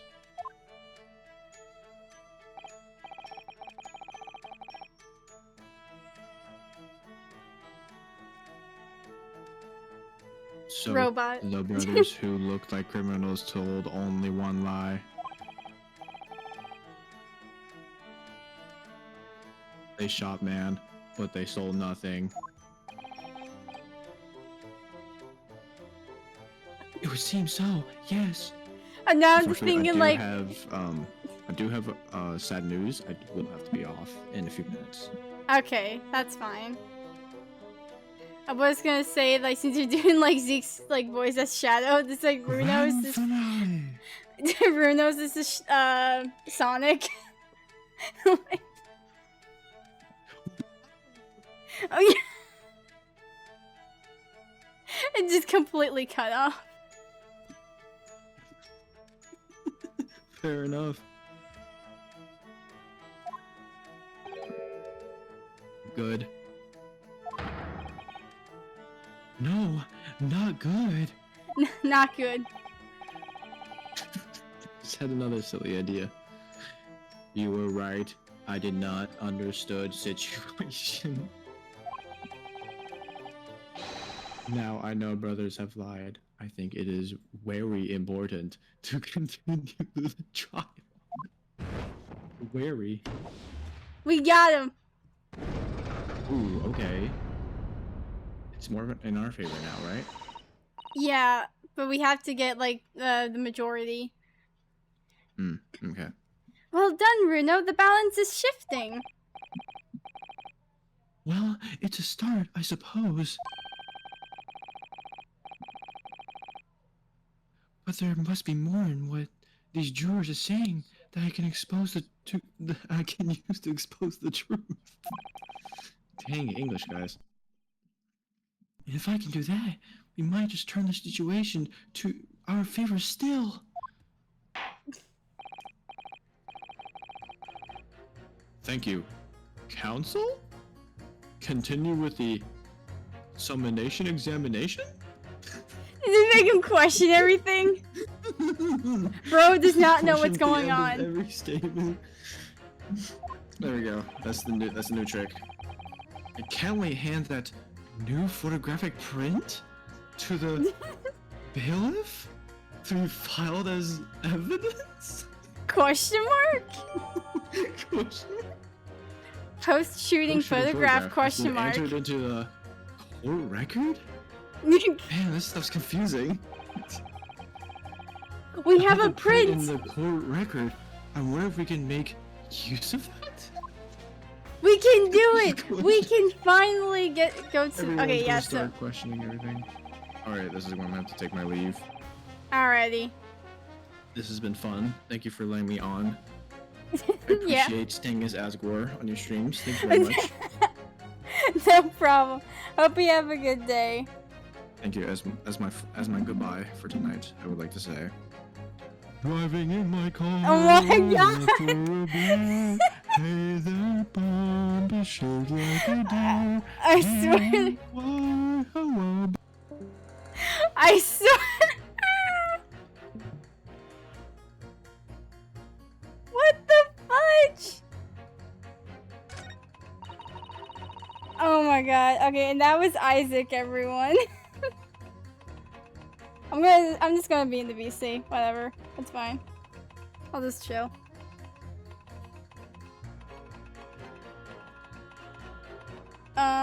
Wait, what time is it? It's we've been almost 2 hours. Oh, 2 hours exactly. Dang. Okay, we'll keep going.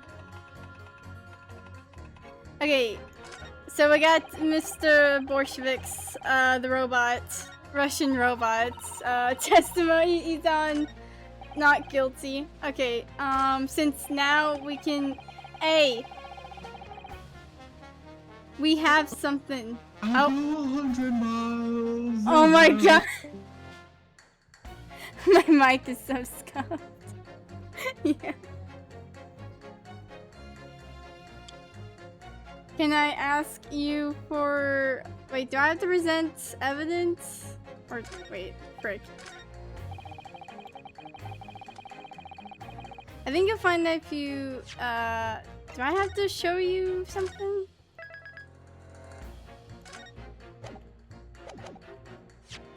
Examination, examination.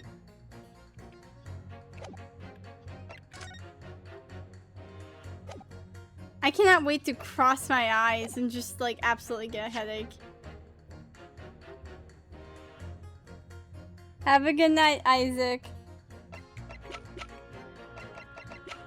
I'm just gonna... Nope. Oh yeah, we can look at everyone's ages here. Oh yeah, we haven't seen him come back.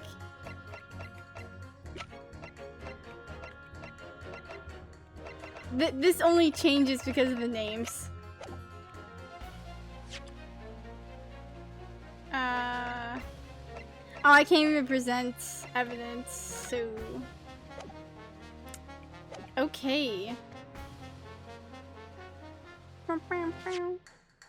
Nope, frick. Hold it! What do you mean look at the photograph in stereo? Look at the photograph for print normally. Oh. Hello. By the way, check the memes channel again. Okay.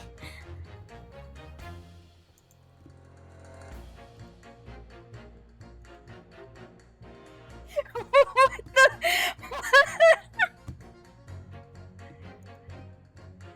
No, Miles Edgeworth, I am not going to put my phone away before I go to bed.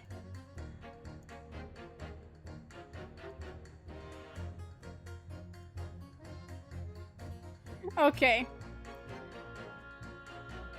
Objection!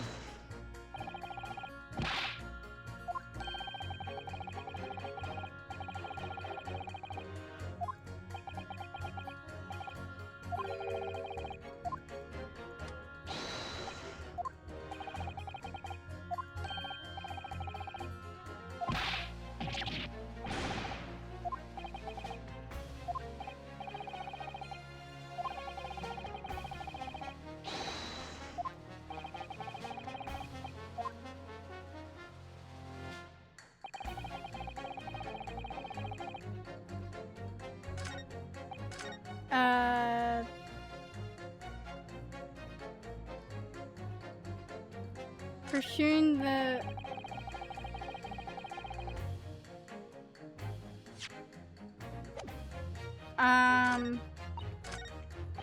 Hold it! Grab the... No, I didn't mean to do that. Skip everything. Objection! Okay, I'm gonna have to, like... I really have to pit these two together. Like, him and, like, other lady.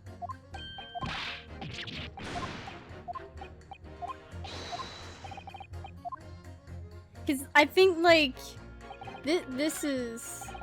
Okay, hits? Nope, frick, wait. Save. This, that, and the third. Because they really don't like each other. Objection! No?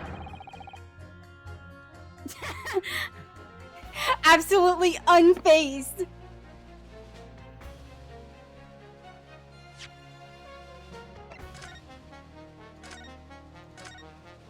Yeah, okay, we're at this stage of like the game where I'm like kind of thinking. Okay, I do want to say the amount of times that we had to look up what to freaking do because. Oh god, hold on.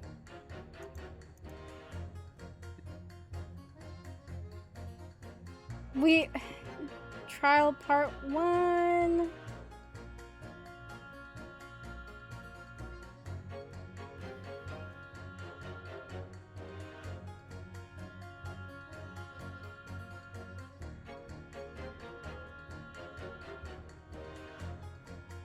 Okay, no, oh yeah, okay, now I remember. Okay, yeah. Okay, I have to Hold it! press U, then he gets upset.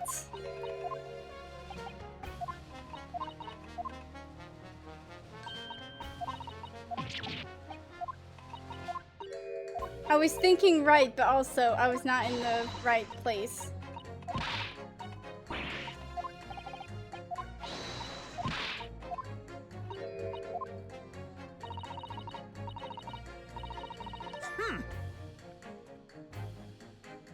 Excuse me. Excuse me, sir. What's the deal?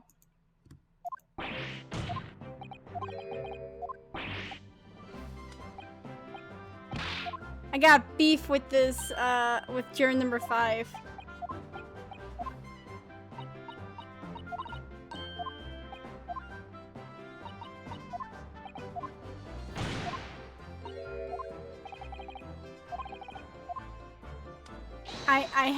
I have a photo. Give it. Absolutely.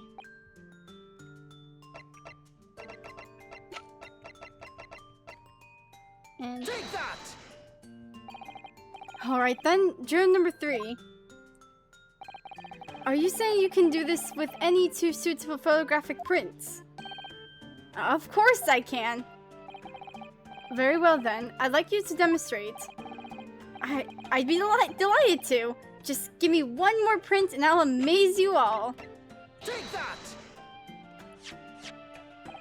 Alright, these 2 prints were both taken with the same camera in Windibanks on the night in question. Yes, I see. Tell me, Mr. Lawyer, do you know how stereographic images work? Stereographic, whatever. Do you understand the principle? Well, I think so. Did have a lesson only yesterday. The left and right eye images needs to be the same, only with a slight shift in the positions of some objects. Then when your brain merges the 2 images together inside your head, it notices the shift as if it were in depth. Yes, exactly. Oh, it's that small shift between certain objects in the 2 pictures that's really important. So what happens if you use 2 photographs that are exactly the same, then? No, obviously that wouldn't work at all. Not for seeing the scene 3-dimensionally anyway. Oh, of course, now I see. I think the young girl has discovered the secret. I have. Iris. And quit giving me the big ol' eyes. Iris, you doing okay? Can you uncross your eyes before you tell me? Have another look at these 2 pictures from Hurley's camera, Bruno. Go on. Oh my god. Can you see that there's a really obvious difference between them?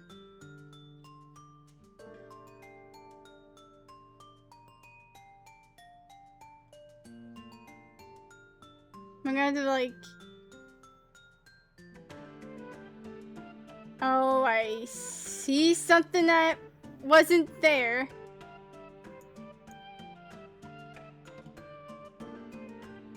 trying to cross my eyes, and I'm like, of course there is. There are 2 people in the first and no people in the second. Well, yes, you can see that straight away, but now, try looking at the picture in 3 dimensions. Alright, I'll give it a go. So, to start with, you have to cross your eyes and then try to make the 2 pictures overlap exactly.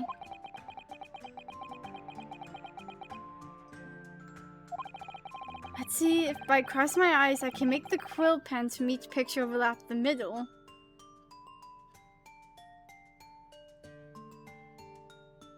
I'm... Rain.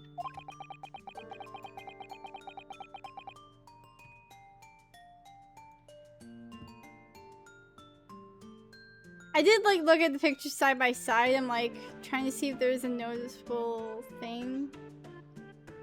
Clock. Like spot the difference, kind of.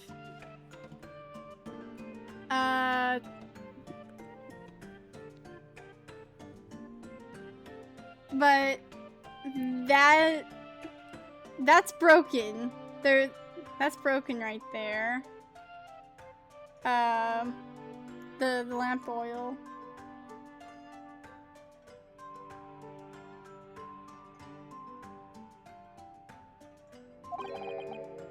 Wait. Well, did you manage to see it properly, Bruno? Is it the lamp? I swear to God. Looking at it cross-eyed easier on the phone, close to your face. Yeah, that's... Yeah. That makes sense, since, like, they do have the stereoscope, like, really right up in their freaking eyeballs.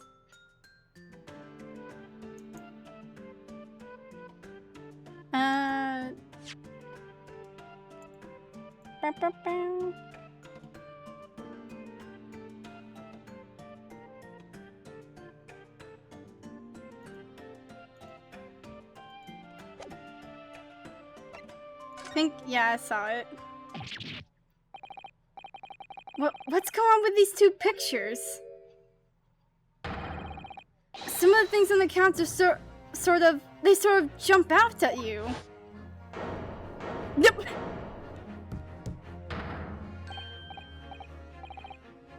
Just the judge, just like... Yes, that's it, you see? That's the other amazing power of stereoscopes. Or stereoscopes. Like, other amazing power? Is someone going to explain this black magic? Why the deuce do some of the things on the counter seem to jump out at you like that, I think you'll find that if you consider the basic principle of the stereoscope, you'll find your own question. You'll answer your own question. Basic principles of the stereoscope. As I said before, if you try to look at the 2 identical pictures using a stereoscope, it won't work at all. It's the slight shift in the positions of certain objects that lets you see pictures 3-dimensionally. Nerd. In other words, even though at first glance it seems the objects on the counter haven't moved at all between the 2 pictures, this shows that actually there must have been a slight shift in their positions. Yes, there must have been. Now hold fire there, sir. Got a reasonable grasp of this whole cross-eyed business now, I'd say. But why the devil does this shift between the 2 prints exist in the first place? Well, what's the answer, fellow? Come on, you're the cross-eyed master. What, me? I haven't the first idea. You know, Bruno, it's quite simple. It is. Just think it through step by step.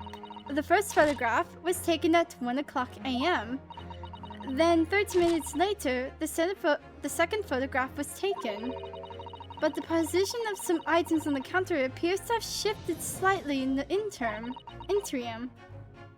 So that means that sometime in the half-hour interval, someone must have tampered with the things on the counter. Zookers! Someone tampered! New information. Stop. Not mentioned in testimony so far. Stop. Yes, we've had to go around in circles a little here, it seems. But I'm starting to see what I should be aiming at in this summonation examination. Ladies and gentlemen, the question now is clear. We know that items on the countertop were moved, but by whom? Are you suggesting you might know? Of course. I can tell you right now who is responsible for the almost imperishable shift in the items on the counter. Take that! It was the witness currently in the stand, the Skulkin brothers. Wait, this does not agree with what brothers said in testimony before. They said they did not even have time to pull dukes on some from Lucky Lockets. Or Lucy Lockets. Frickin' whatever. Lucy Lockets. My phrasebook says dukes is meaning hands, and Lucy Lockets is meaning pockets. But is this another lie? Is this what you're saying?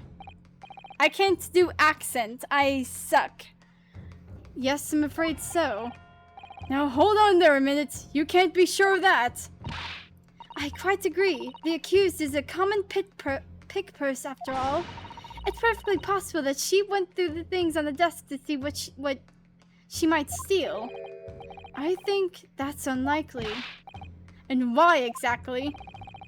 As you can see from this photographic print, the defendant was pointing a gun at the victim. It would seem that as my learned friend indicated, that she was coercing Mr. Windibank to open the storeroom door. In other words, Miss Lestrade's interest lay within the storeroom, not in the main shop, giving her no reason to touch anything on the counter. All of which points to one thing. The Skulkin brothers have omitted key facts in their testimony.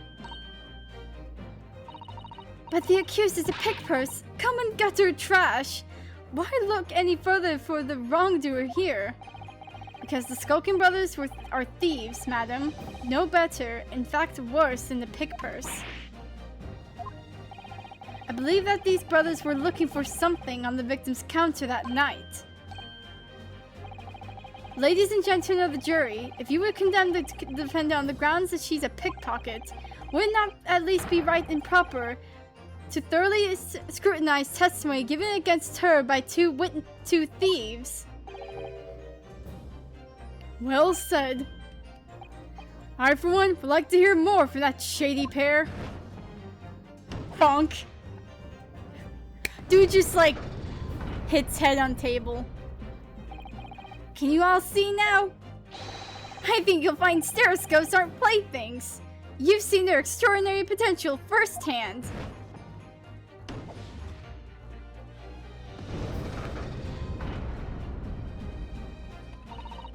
Wholeheartedly agree. Stop.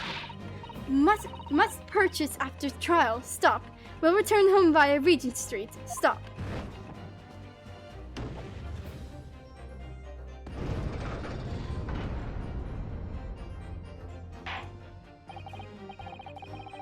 Well, it would seem this trial is yet to run its course. The ladies and gentlemen of the jury have declared their inclinations via the mighty scales of justice. I hereby call this summonation examination to conclusion with the balance altered in the defendant's favor. Words. 2 lean to guilty, 4 lean to not guilty. Accordingly, the jury is without consensus. And I order this trial to continue. Yay, well done! Oh, by the way, what? You should hold on to this, Bruno. You never know when it might come in useful. Twice in one trial would be unusual, surely. But alright.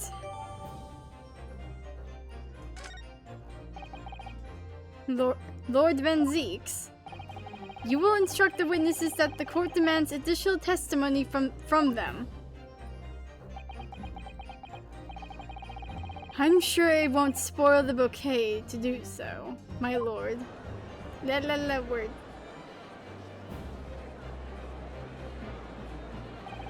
I've won myself another chance to probe that pair about their activities that night at least.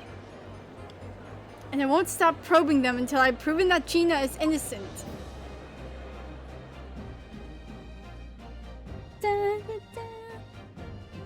and we will keep continuing. I probably won't be able to go through the entire case tonight, or entire trial, because there's 4 parts. But we will be finishing part 2 tonight, since we're 2 hours in and 20 minutes.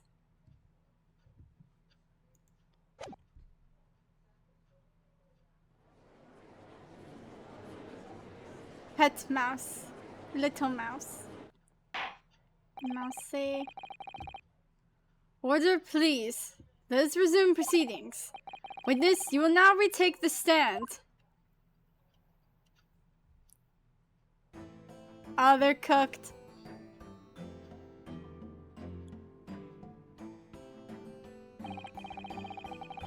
They do kind of look like they would be related in some way. I mean, Gregson's obviously designed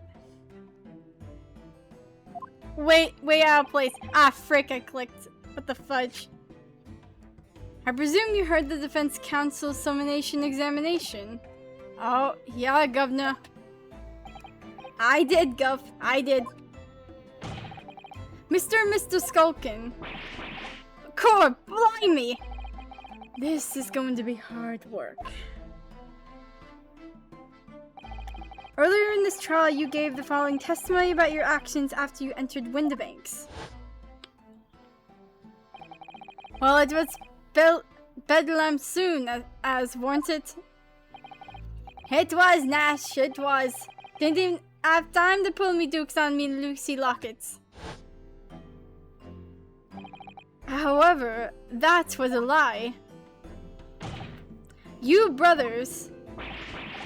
Core, blimey! On the night in question, you rifled through the items on the victim's counter. We never done nothing of the sort! How'd you figure that out? We're absolutely gobsmacked! You will now give formal testimony once again. You will tell the court precisely what happened on the night in question, and this time you will tell the truth. Each lie that passes your lips serves to increase the severity of your punishment. And that, gentlemen, may deal a crushing blow to your chances of ever seeing the light of day again. Although worth pondering, a thought worth pondering, perhaps. Say no more, Gov. We hear ya. We'll blab, we'll squeak, we'll peach.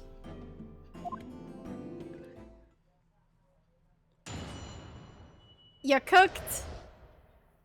We're cooked, bruv. Alright, we did knock a few things over, but we weren't rifling for nothing. We was there when we heard the gunshots, see? Made us both jump and all that stuff. Went flying.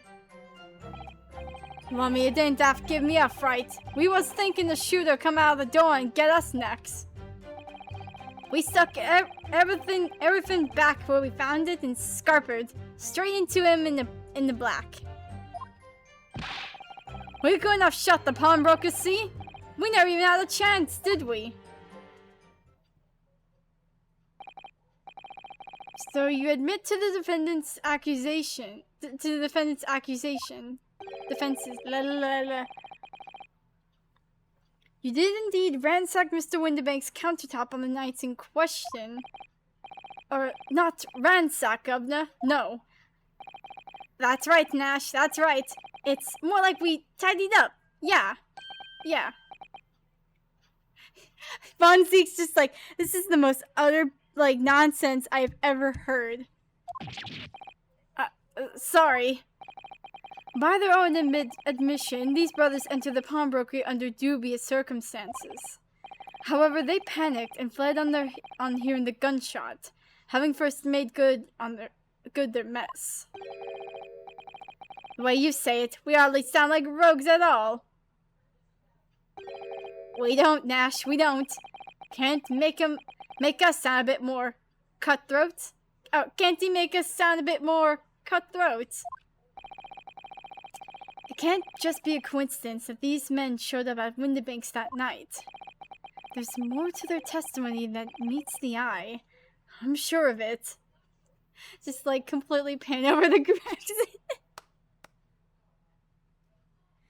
You want to say something, Gregson?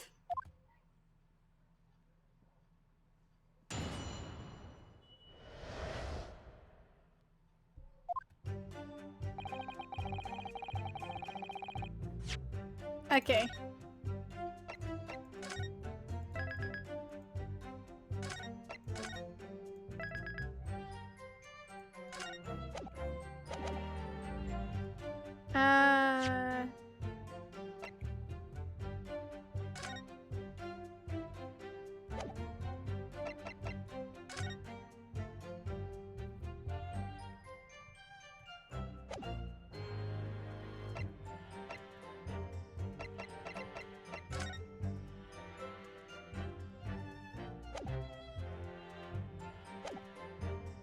Hold it! If that's the case, then why didn't you testify to that effect in the first place? Well, you know, we ain't exactly squeaky clean, are we? We ain't, Nash, we ain't. If we admitted to something like that, people would think we was up to no good. Well said, Ringo, me old China. We only had land ourselves in even more trouble. And in fact now, as a result of lying in your previous testimony, that's exactly what you've done. Landed yourselves in even more trouble. Ah, well, that's rotten luck. Says the rotten apple eater. Witnesses, explain your actions to the court. Why did you ransack the victim's counter? We never ransacked nothing. Right, Nash, right. More like we tidy up the place. See, it's just like... Boys, like, I swear to God. Sorry.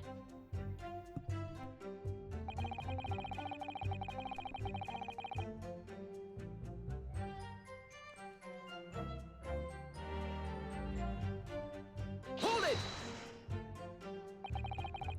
So what you're saying is, the sound of the gunshot shocked you so much you knocked all those things off the counter.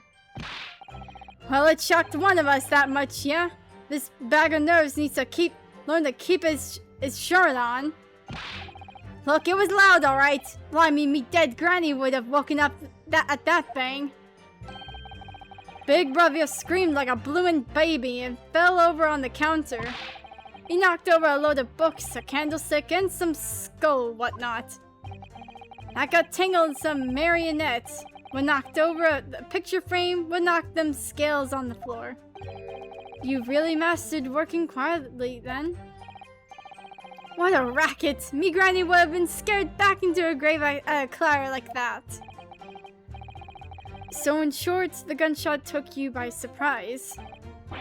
And then some. I mean, it was quite a... It was a mass and then all of a sudden a bam. Oh, you have something to say, Gregson. Aye. Excuse me. What do you want? Inspector Gregson, do you have something to add? Like I keep saying, I don't appreciate being lumped in with these scoundrels. No, something to add about their testimony. You seemed to react just now at what Mr. Skulkin said. Did it make you think of something? It's probably nothing, of course. Nothing. I wouldn't even bother to mention it, only... Well, the fact is, cases don't get solved if you ignore the little details. How about you just tell us what's on your mind? As you know, we brought these fellas into the yard for questioning that last night. And the statement they gave then told a slightly different story to what they're saying now.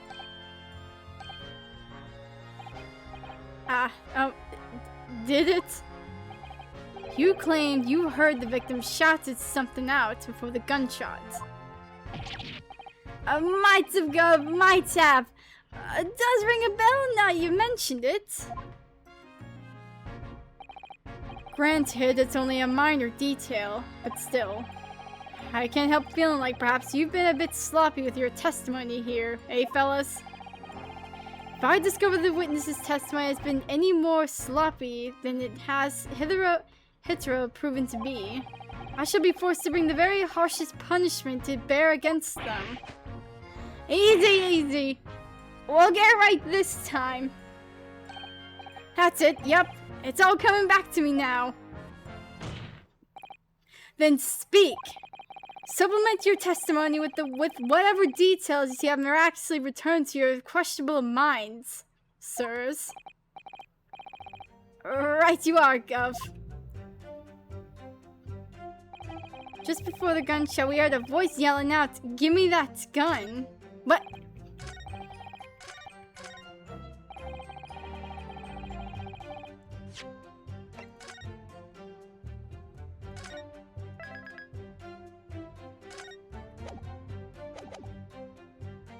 Hold it!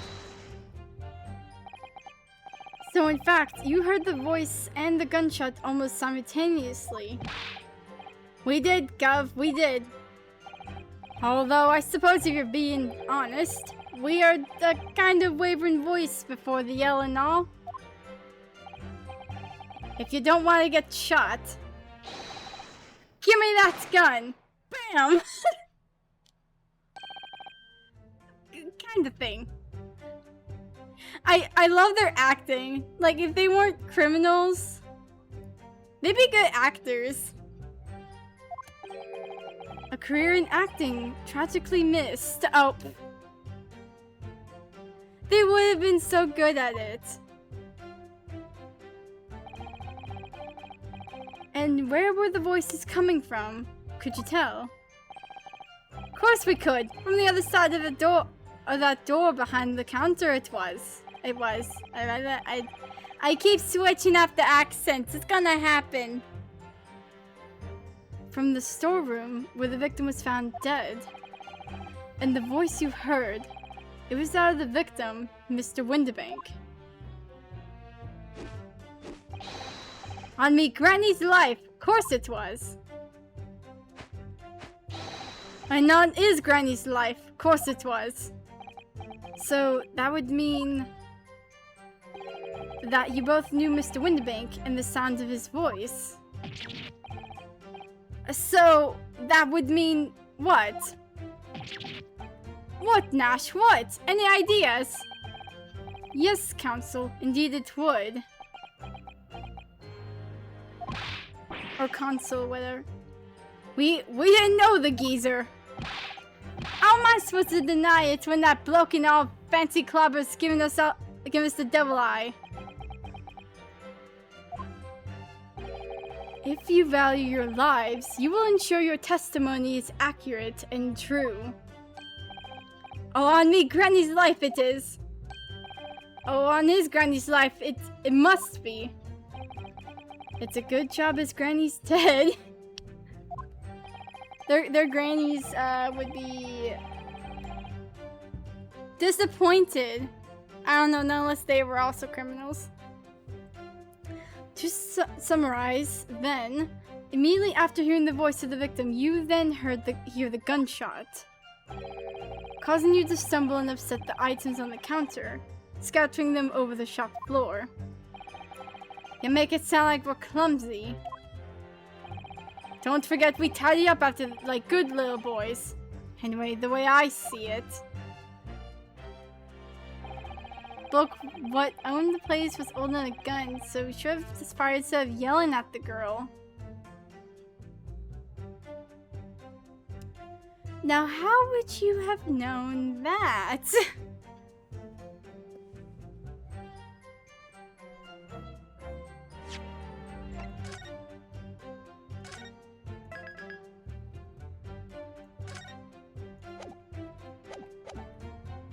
Hold it! You're saying that Mr. Windibank had a gun in his hands? Oh yeah, bet that was a sight, eh? Them two waving them guns at each other must have got pretty heated. I mean, just before we shot it out, we heard the geezer say, "You don't want to get shot." Didn't really sound like he meant it, mind. More of an empty threat, you could say. You could say? La la la words. Mr. Windbag was known to keep a revolver on his shop, counter at all times. People say that to protect the articles in his keeping, he'd readily put a bullet in someone's head if required. That someone being himself, of course. Good grief, extraordinary devotion, indeed, if alarmingly misguided. Well, he certainly sounded like he was ready to pull the trigger the other night. Only the person he was going to shoot beat him to it. Cooked his goose proper. Bet he wished he squeezed the trigger instead of wasting time shouting, "Give me that gun." And it was directly after those words that you heard the gunshot. It was more or less at the same time, Gov. Give me that gun! Bam! Kind of thing. Yes, a career in acting very tragically missed. Then we heard the sound of someone hitting the deck. Before everything went dead quiet. After that, we done a slapdash job tidying the place up.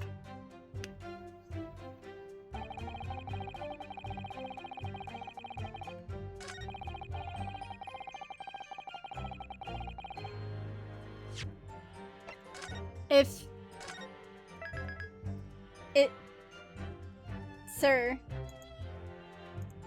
have you not been paying? I feel they don't got anything up in their brains.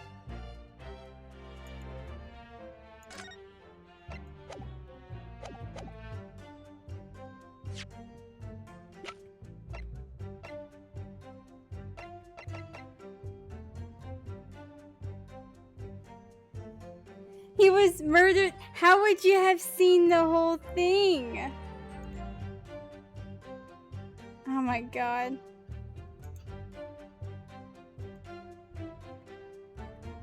Objection! Present this. So you're saying that on the night in question, the victim, Mr. Winterbank, was wielding a gun. Is that correct?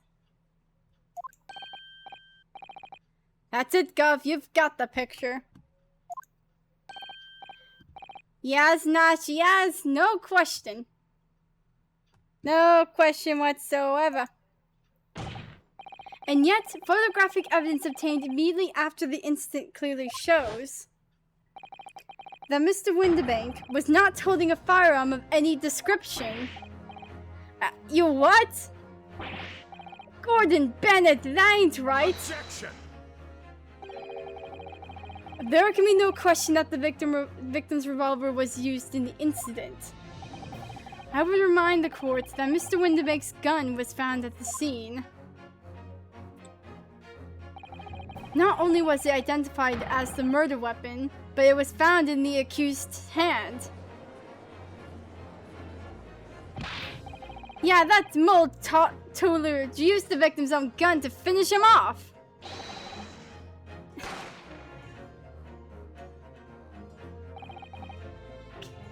Hold it! Just these two. Love them so much. Stay exactly where you are. Right there. If the crime had taken place as you've so colorfully described in your testimony, it would give rise to an undeniable and significant inconsistency in the final moments you just acted out. Goodness, are you sure, Consul? You intrigue me, my learned friend. But let's see some evidence to support your claim. Oh, don't you worry. Where's the proof that demonstrates this inconsistency in the witness's portrayal of the victim's final moments? Okay.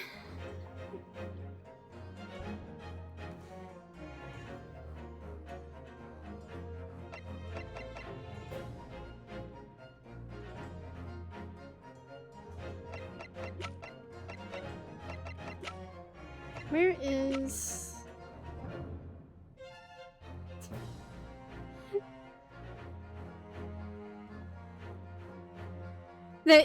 They're so cooked. Take that! According to their testimony, the witnesses claim to have heard a shout of "Give me that gun," followed by the gunshot. Indeed, with the two events happening almost simultaneously, so we've been led to believe. Yes, that's right. Now if that testimony is true, it would mean that at the moment of death, the victim and his attacker would have been facing each other. However, in the autopsy report, it clearly states that the victim died instantly after being shot from behind. So, as I stated before, there is an undeniable inconsistency in your testimony, Mr. and Mr. Skulkin. You done goofed up. But, it's the God's honest truth. It is, Nash, it is. When he was shot that night, the shopkeeper had a gun in his hand. We saw it with our own bleeding eyes. Did I hear you right just now? You actually saw Mr. Windibank holding a gun. They done goofed up. Someone like that might have slipped out. Ladies and gentlemen, you have all just heard the admission by these two witnesses that on the night in question they actually saw with their own eyes the victim wielding a gun, which can only mean that despite their testimony to the contrary, the Skulkin brothers must have encountered the victim in person. Frick you guys! Nash...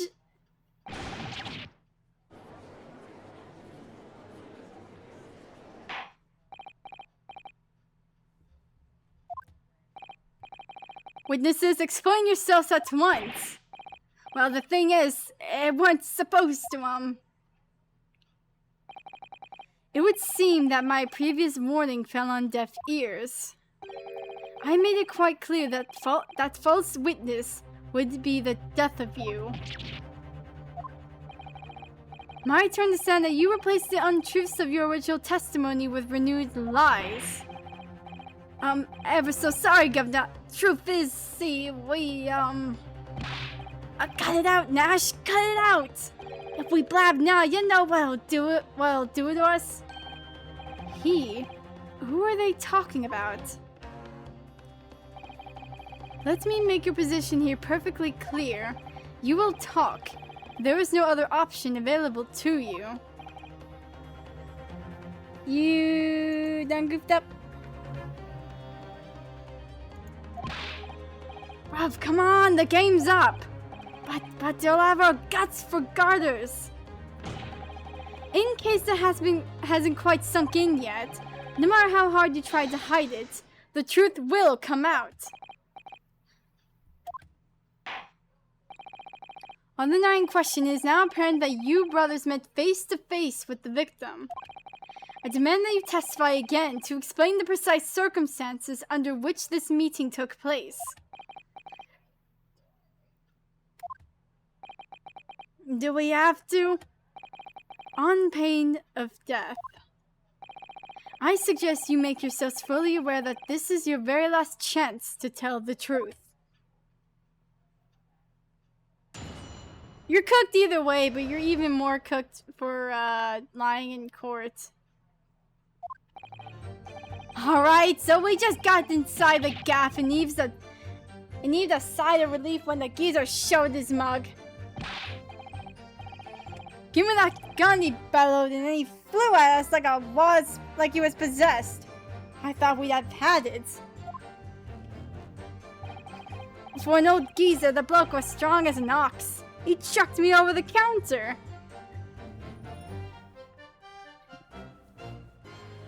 I'm just gonna say, I really respect Mr. Windibank, despite the circumstances of why he has the gun with a single bullet in it. He was ready. He's ready to like die on this hill to protect the shop.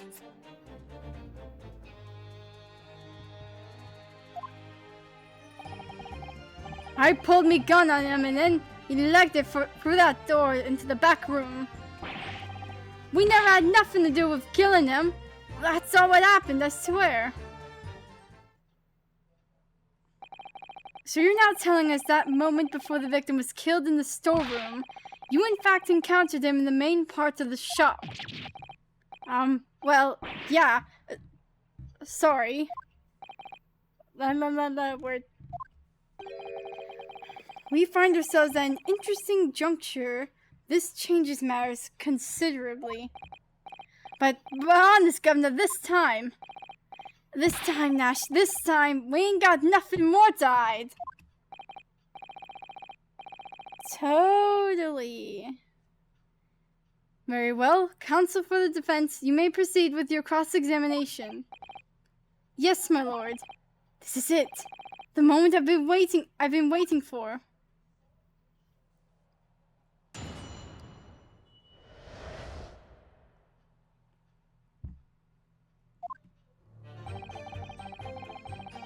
Okay.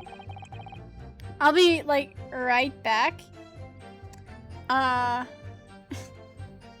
Just gonna, like, take a look at Ringo's face. This is how gobsmacked he is. I've hired this Skulkin to look at you.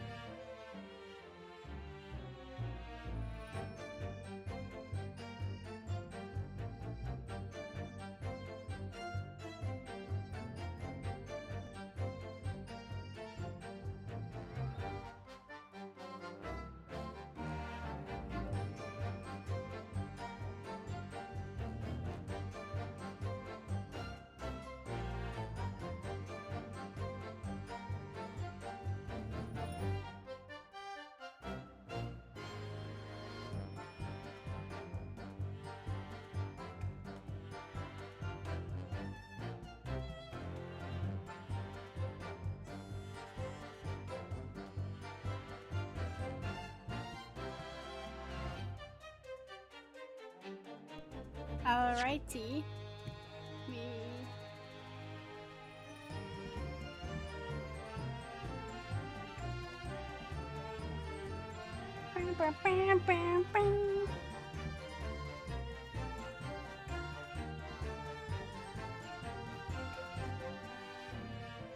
Okay.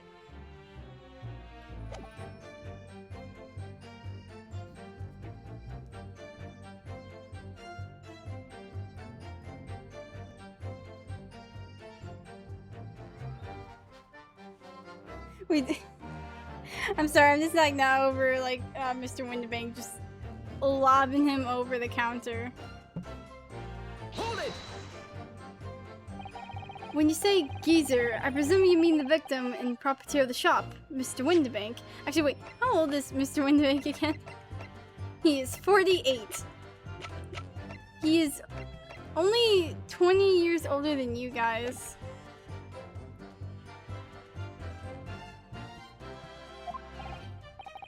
Who else? Sorry, I mean, that's right. We was keeping a close eye on the entrance to the gaff, obviously. We never thought no one was gonna come out of the back room like that. The back room being the pawnbroker's storeroom. Yeah, that must be where he popped up from. Only place he could have been. So it would seem the victim was already in the storeroom when these brothers entered the premises. Which means Ginny must have been in there at that point as well. But that doesn't make sense, does it? If Gina had thrown Mr. Winterbank into the storeroom with her at gunpoint, then why would he have emerged from the same room all alone when the brothers arrived? Oh, I don't know. Did you see the accused at that time? What, that mole Tooler? Couldn't tell ya. No way, Copper. We had bigger fish to fry then. I mean, the old geezer just lost it.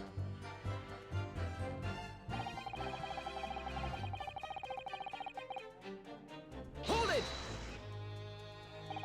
You mentioned that Mr. Winterbank shouted those words in your previous testimony too. However, you claim that you heard him yelling them on the other side of the storeroom door. Oh, did we? But the truth is, he was shouting those words at you, wasn't he? Well, yeah. Was the victim Mr. Winterbank wielding a gun at that time?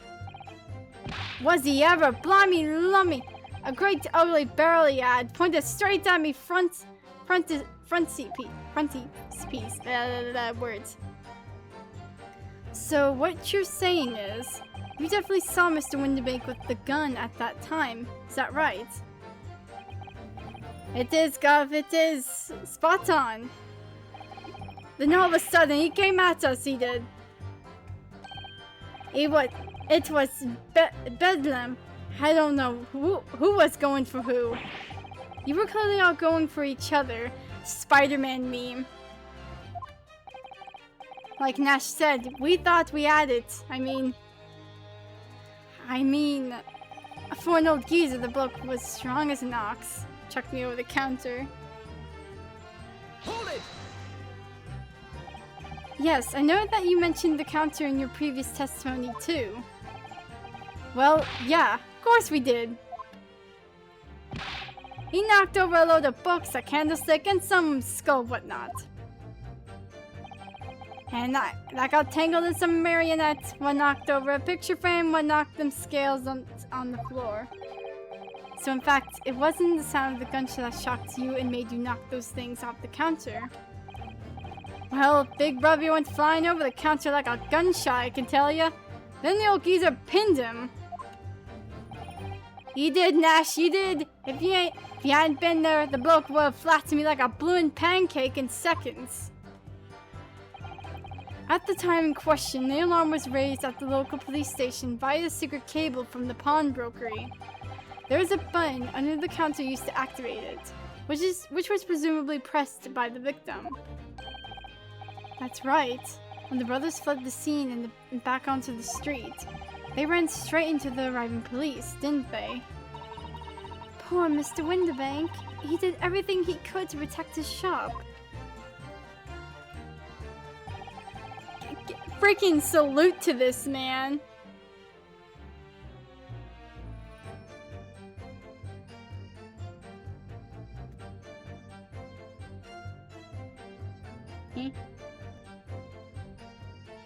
Hold it!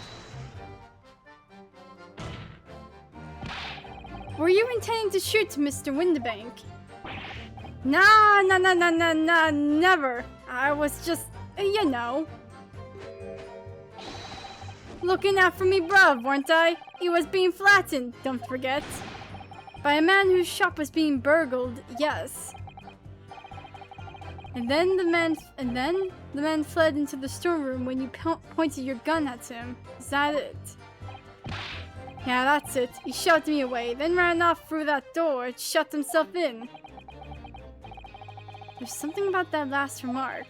Something that doesn't quite ring true. I wonder why Mr. Winterbank ran away into the storeroom. What? Well, according to what everyone's saying, Ginny was in there waiting for him with a gun. Yes, that's right. Gina allegedly used Mr. Winterbank's gun to threaten him and force him to open the storeroom door. In which case, how did the gun end up in Mr. Winterbank's hands again? I have no idea, but that is strange, isn't it? This little inconsistency could be significant. I should make a mental note of it. Look, the point is, me and me bruv here. That's right, Nash, that's right. Me and me bruv here. We never had nothing to do with killing them. That's what happened, I swear. Okay. What the fudge?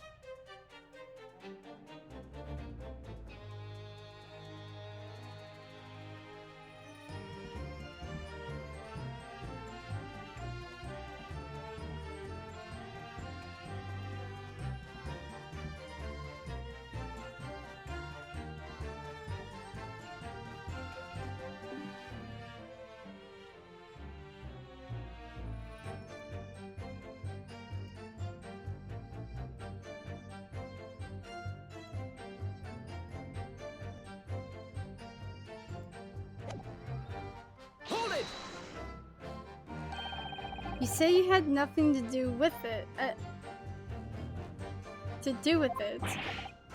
Nothing at all. Nothing, Gov, nothing. The old geezer went and shut himself in the back room, didn't he? Locked it was from the inside. We know it was, because we tried to open it. It was a decent door, that one. Good and strong, wouldn't budge an inch. So in the end, the situation remains unchanged. Inside the storeroom with the pawnbroker, there was only one other person. The sole person who could possibly have shot the victim, the accused, Miss Gina Lestrade. It would indeed appear so. What say you to that, Consul? I don't know. Was there anyone else apart from Gina who could have possibly shot Mr. Windibank? Oh, there could have been. Yes, there could have. Mr. Skulkin. Eh? What? What's that look for? From the moment you admitted that you encountered the victim face to face that night, the course of this trial changed completely. It did. What is your point, my learned friend? The question we must answer is who could have shot Mr. Windibank?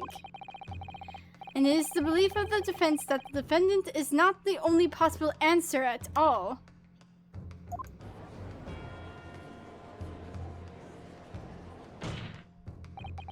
You have my attention. In that case, let us return to this plan of the premises. That word.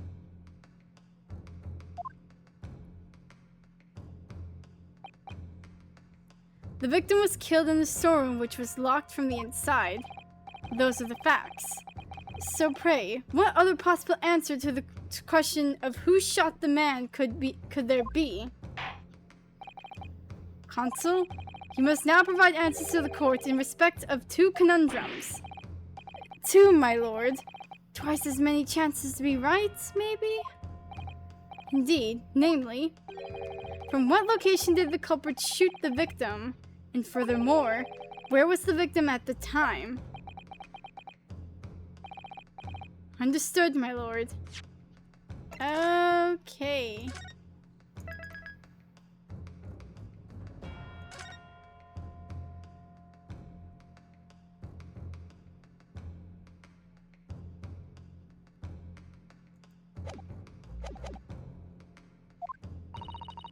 Are you alright, Runo? I'm not entirely sure, but there's one thing I am sure about. That can prove that there's a credible new alternative to what happened. It would change Gina's prospects hugely. So now, time for some clarity. Show the court in this plan the answers to the questions posed by his lordship.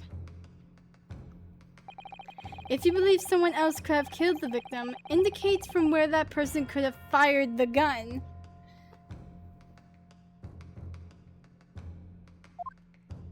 It'd be like right outside of the door.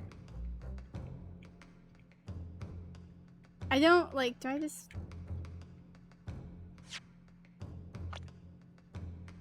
No, let me back.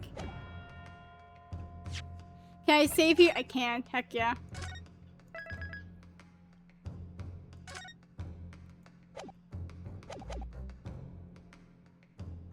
Take that! The defense believes that the culprit could have shot the victim from this location here. And in answer to the second question, assuming the culprit fired from the location indicated, where was the victim at the time?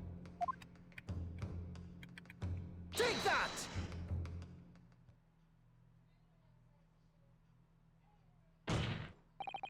The culprit shot the victim from outside the storeroom. Continue. Mr. Windibank died instantly from a bullet wound in his back.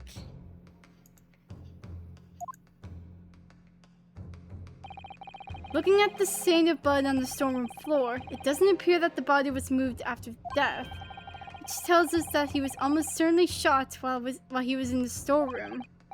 However, the crucial point is, where was the shooter when the fatal bullet was fired?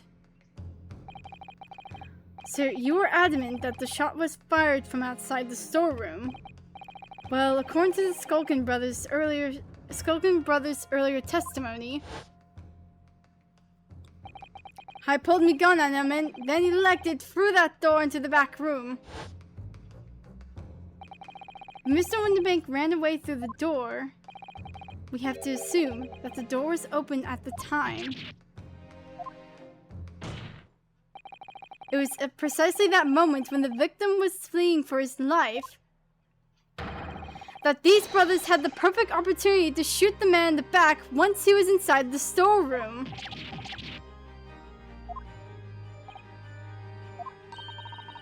Come to think of it, do you remember what the prosecutor said at the start of the trial? And then I'm losing her voice. No! Moving on to the findings of Scotland Yard's coroner.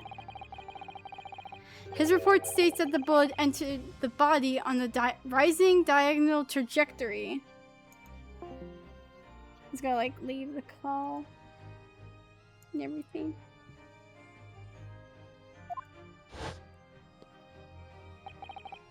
It means the victim was likely shot by someone significantly shorter in height than himself. Poor man, shot while he was running as fast as he could to safety. Of course, he would have been leaning forward as he was running away. So even if the bullet was fired horizontally, it would still have entered his body at an upward trajectory. So the culprit isn't necessarily someone shorter than Mr. Winterbank. Objection! I'm sure my learned friend can't have forgotten that the storeroom door was found closed and locked from the inside. You claim the victim was shot as he fled into the room. Do you also claim his corpse was dexterous enough to turn the key in the lock? But, what if someone else locked the door? Yes, there's someone else who could have locked the storeroom door. Is that so? And words.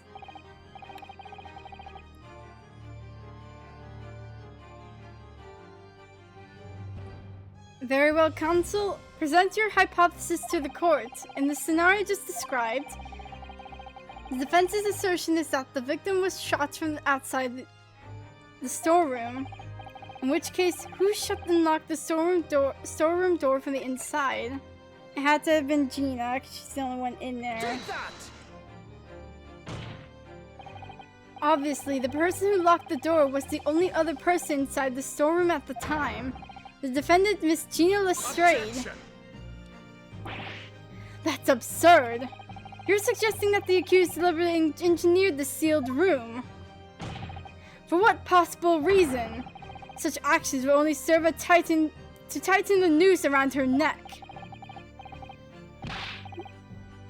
I'm inclined to agree, I must say. Well, counsel?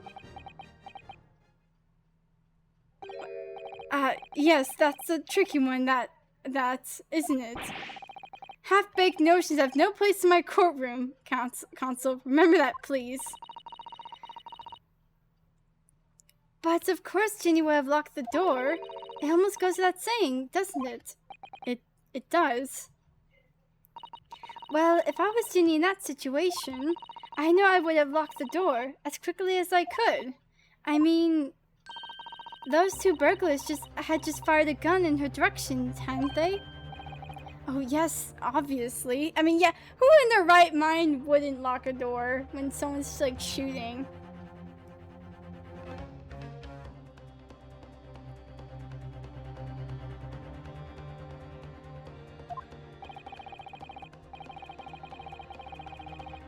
Before the two brothers arrived, Miss Lestrade and Mr. Winterbank were in the storeroom together.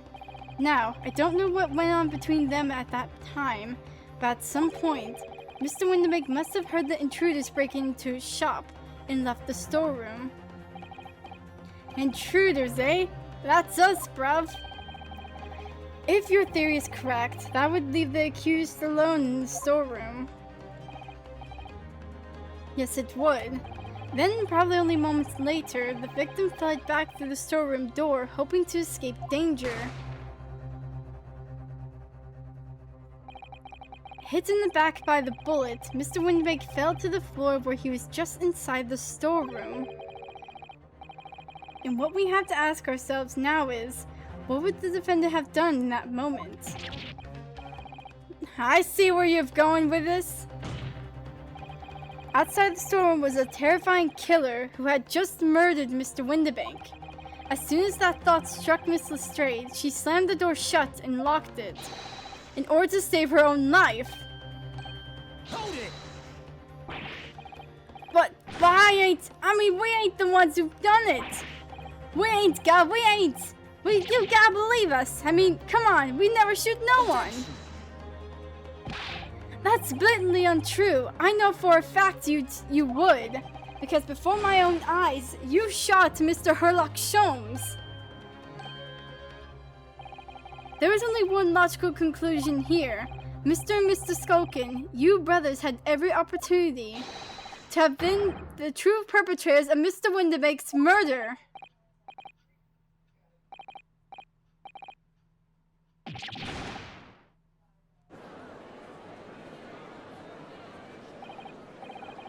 Where does this leave us? You mean to say it wasn't the pickpocket who shot the pawnbroker after all? Would have known it was those three brothers. They look as shady as a dense forest. That was amazing, Runo! All the members of the jury seem to be firmly on your side now. I know, first time ever, and probably the last. Well, I think you've done it. Surely they'll have to give a verdict of not...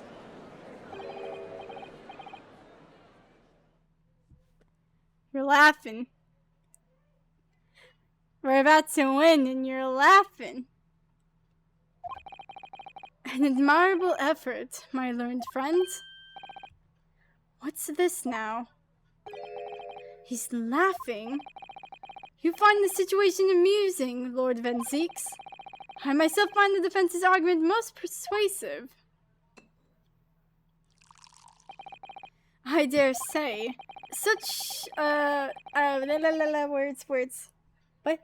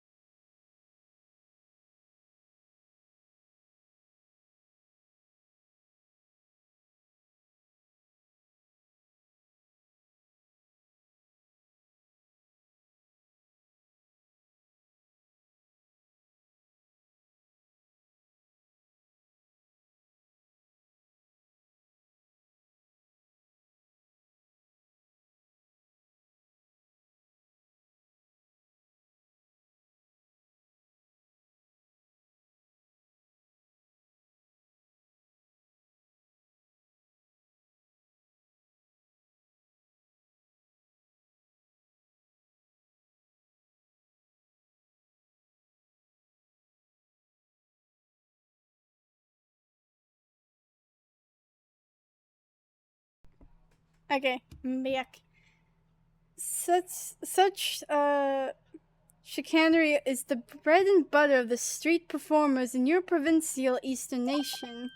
What such blatantly malicious conjuring tricks amount to nothing more than inexcusable pettifoggery here. What? I don't understand your big words. What? The hypothesis you put forward so ostensibly, credibly cannot and will not stand. Because you see, it contains a fatal flaw. A fatal flaw? Do you mean to tell me that you're unaware of your logic's failing? I say, Lord Van Zeeks, Might be an idea to explain this Bali conjuring trick or whatever it is to the troops on the ground, The fatal flaw in my learned friend's argument is really very simple to understand. Assuming you're not too dim-witted to count bullets. By George, count bullets? Oh dear. Oh yeah. Oh god, the bullets. Because one was shot at Chom's and one was shot at... It really is just like the Spider-Man meme. But then there's like... What of the mystery bullet? He noticed then. Huh? What's everyone talking about? Consul. Yes, sir? Tell the court, how many bullets were found at the scene of the crime? Two bullets. Correct. The first, that which hit the victim in the back, ending his life, and the second, that which struck the detective, Mr. Herlock Sholmes, on his arrival at the scene. Indeed. The defense presented a picture showing the damage caused by the second bullet earlier in the proceedings. I love English. The bullet which injured Mr. Sholmes appears to have passed through his body to strike the calendar. Your lordship's understanding is correct. Furthermore, we know there are two firearms involved in the incident. The revolver belonging to the victim, Mr. Windibank, and the Skulkin brothers' revolver. The evidence shows that a single bullet was fired from each gun. Yes, indeed it does. A single bullet from each. Now then, my learned friend. You yourself told the court only moments ago that these two brothers shot Mr. Herlock Sholmes right before your eyes. Yes, I did. Oh my goodness, I think you'll find that if the single bullet was fired from the brother's gun hit Mr. Sholmes, it means Windibank not shot by same gun. Stop. Only one bullet. Stop. Exactly. Yes, this Nipponese street performer presents an ostensibly credible argument. However, it was never anything more than a diversionary trick, with no hope of standing up to scrutiny.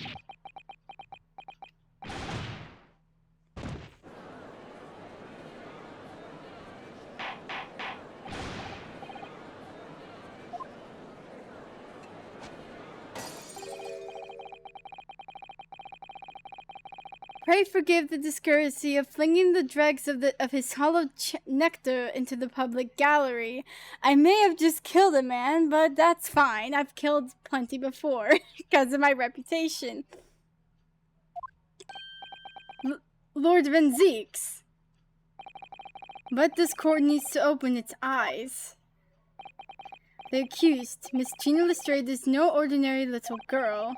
Despite her young years, she can regrettably no longer be described as juvenile. No, the person in the dock is far from a law-abiding citizen. She has a past riddled with criminal conduct. The truth is, the accused broke into the pawnbroker on the night in question with loathsome intent. As we can see beyond doubt in this print, which depicts her threatening the victim with the murder weapon. And I have here in my possession one more piece of evidence the prosecution wishes to present. That disc. I'll be taking that where it is to McGilded's down to the yard. Thank you very much. No, don't give it to him. It's mine. That is mine. I'm sorry, miss. If anything belonging to McGilded, it has to be taken in as evidence now. Yes, that music box disc. McGilded's music box disc. the music box which belonged to Mr. McGill did. Like freaking Kronk, like kind of thinking. The music disc which belonged to Mr. McGill did, that also part of the music box. Oh yeah, it's all coming together. 100%. The very day before the hateful murder of Mr. Windbank, the accused attempted to make off with this article, which clearly doesn't belong to her. Word. Oh my god, my throat.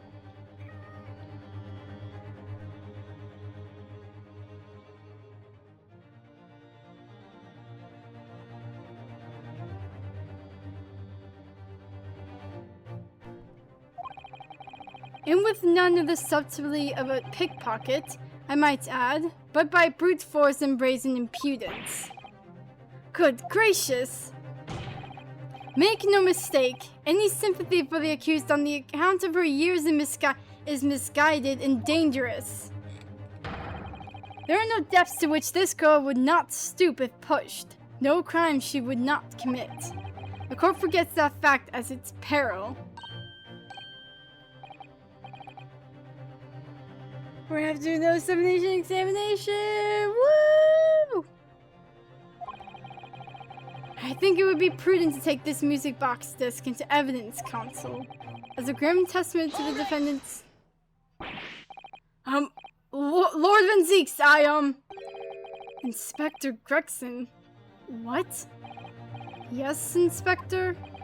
We had a meeting yesterday at the yard with the prosecution service, and, I think it was agreed that that disc wouldn't be used as evidence. What's this all about?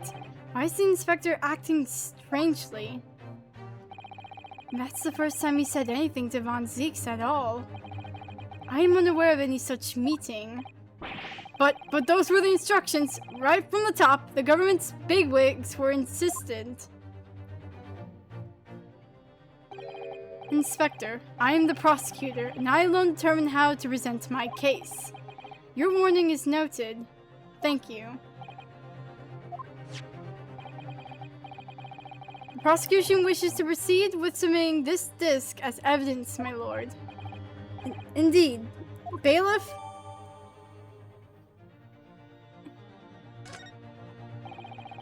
Prosecution has established the accused motive, opportunity, and baseness of character.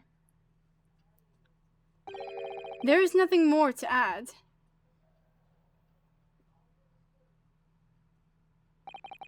Ladies and gentlemen of the jury, I await your informed decisions and rest my case. I don't believe it. I had the jury on my side for once, all for 5 minutes. For all of 5 minutes. It's been 5 minutes? How?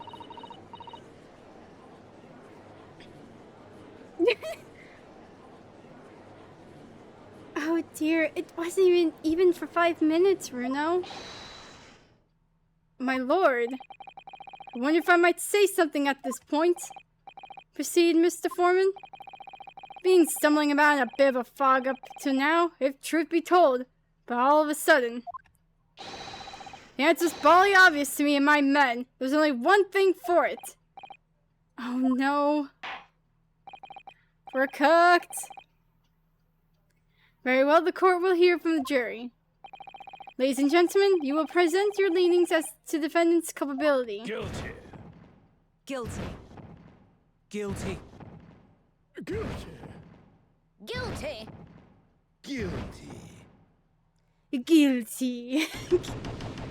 Bonk.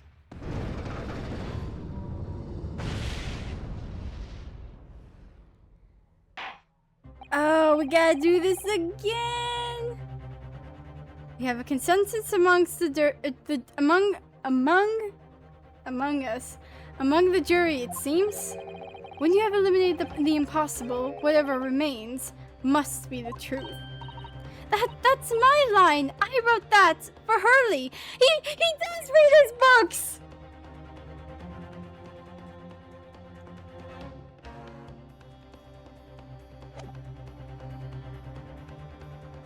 he does read the Rants magazine.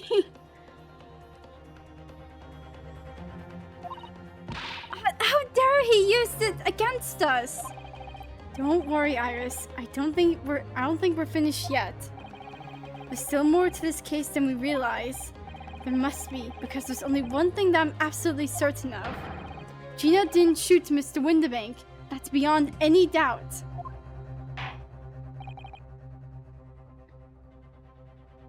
Very well. We'll proceed with the second summonation examination of the day. Mr. Foreman, are you and the other jurors ready? Gyarados Squadron, primed and ready for action, sir. Very good. Oh god, dropped. What?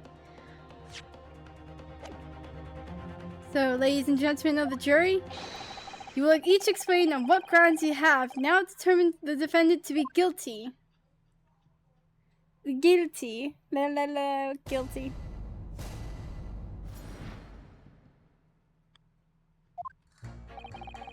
Once a rogue, always a rogue, I say. Different breed to us law-abiding citizens. As only two bullets were found at the scene, I would say the whole case is done and dusted. You don't need a stereoscope to see the truth here. Every which way you look at it, it was that pickpocket. I never imagined that simple operation would cause me such grief. The accused attempted theft on the previous day. I can see I'm in for a busy day ahead. I am ballistics expert. I have seen many shootings. There is nothing I do not know about guns. That... Good for you, I guess? It would seem there is little remaining room for doubt. I have to admit, I was rather bowled over by the argument put forward by the chap in black. When that fell apart like a house of cards, I saw that I'd jolly well been hoodwinked. Well, no more. The whole courtroom is turning against me. It's not fair! Iris, that prosecutor's being mean. Just because Ginny's done something she shouldn't have done in the past, that doesn't make her a murderer.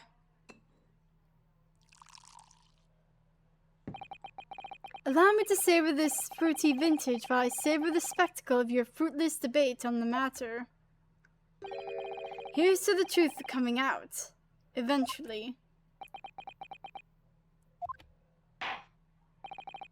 That's enough preamble. Counsel, proceed with the summonation examination.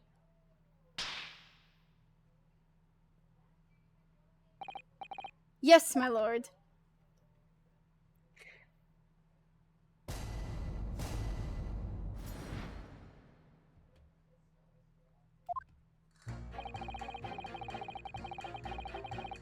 Okay.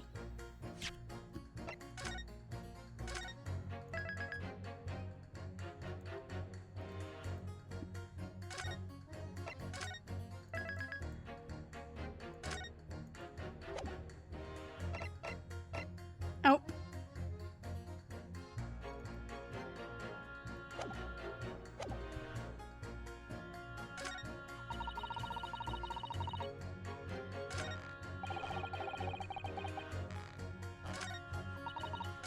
Gonna go through everyone's dialogue.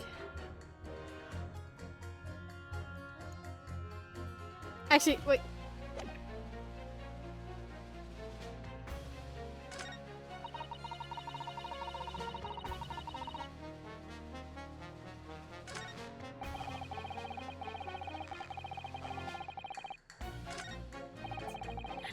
Let's... When in doubt, ask the old man what's on his mind. Hold it! Would you please stop muttering about things that have nothing to do with this trial, sir? The defendant's life is on the line here. Well, the thing is, I couldn't really say that it's nothing to do with this trial, to be honest. Huh? I mean, there's no question that the man was shot, but the bullet had simply vanished from his stomach. It's quite inexplicable, don't you think? I almost don't want to ask, but this surgery you've been muttering about all this time, you were operating on... What was the fellow's name now? Herlich? No, Herloch. No, Hairlock? Herlock Sholmes, by any chance? Yes, good lord! It was that Hairlock fellow! The music... What? You're the surgeon that operated on Mr. Sholmes? That's right, using the very latest in aesthetics, whatever, techniques. I might add, it was fairly major op, I can tell you. Sadly, the guy had too much coffee the night prior. So he was not out for a while. This is crazy. Let me see. The fellow was brought in not long after midnight, if I remember correctly. They say he'd been shot by some criminal or other, so I opened him up like a shot. But the funny thing is, I went over his insides with a fine-tooth comb and couldn't find the bullet anywhere. So I'm afraid I had to throw up my hands and just stitch the fellow back up. I hate to state the obvious, but... Yes? Surely that's because the bullet is still at the scene of the shooting. Counsel for the defense is correct. As is clearly shown in this photographic print, the bullet that the Skulkin brothers fired at Mr. Sholmes hit him in the stomach region, then exited his body and lodged into the shop wall where the calendar was hanging by the door. I think you'll find it's really quite simple if you just consider the problem three-dimensionally. Ha! Who do you think I am, son? Well, juror number 4, it's about the best I can do. As soon as I saw the wound on the man's stomach, I flipped him over. Like a pancake. Are you saying that you checked his back? Of course I did, and there wasn't a trace of injury. No sign that the bullet had left the body at all. What? That's the point! The only logical conclusion was that the bullet was still somewhere in the man's innards. Which is exactly why I said about slicing him up. And I'm still none the wiser even now. How many times do I have to say it? Could somebody please explain how it happened? Could somebody please solve the mystery? By Jove, like... It's almost as much as a mystery as how this jury was put together.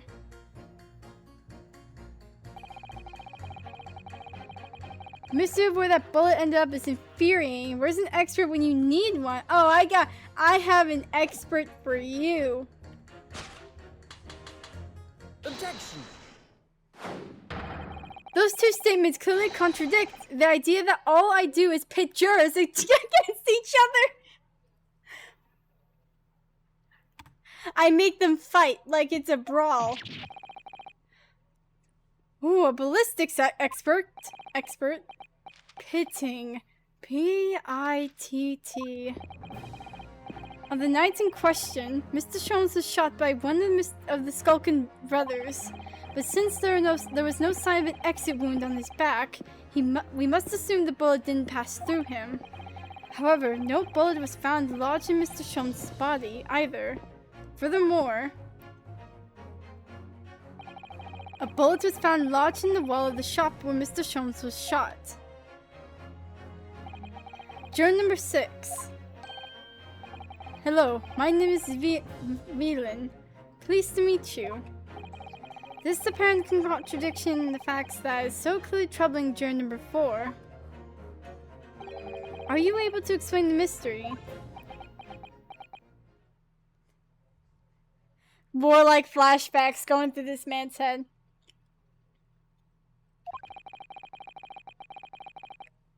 I have seen very similar situation in Motherland. It was night. There was blizzard. I was running away along a mountain road in freezing cold. Golly. The snow was piling high on both sides of the road. It was very narrow and dangerous. My pursuers had hunting rifles and they were on dog sleds. Mental note, don't ask too many questions. I was shot from behind and I fell down in snow. And this situation was very similar to what I hear today from Doctor. They could not find bullets in my body. And no sign of, how do you say, exit wound. Then where did the bullet go? Bullets never hit me. Well, if it never hit you, why did you fall down? Bullet hit frozen wall of ice very close to my side. What? One small piece, very sharp, broke away from lump of ice and pierced to my body.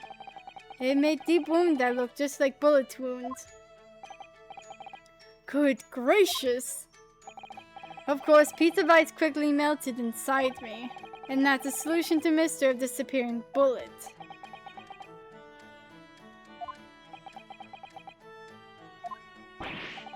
But that doesn't answer the question at all! The shooting happened in a pawnbroker shop. Not some snowy mountain road in another country. Just an idea, but we might not be looking at exactly the same scenario here. Bruno, where exactly was Hurley shot again? Well, according to the report, in his stomach, sort of around this area, I think. Well, that's precisely where he always wears a little pouch on his belt. A pouch? Actually, I might have noticed something like that. Yes, a pouch. It's where he keeps 3 glass vials of very dangerous chemicals that he uses in his investigations. Even if the bullet didn't hit him, it would... What? Really? Doctor, where's the pouch Mr. Shones was wearing? Well, the fellow had nothing like that on his person when he arrived at the hospital as far as I remember.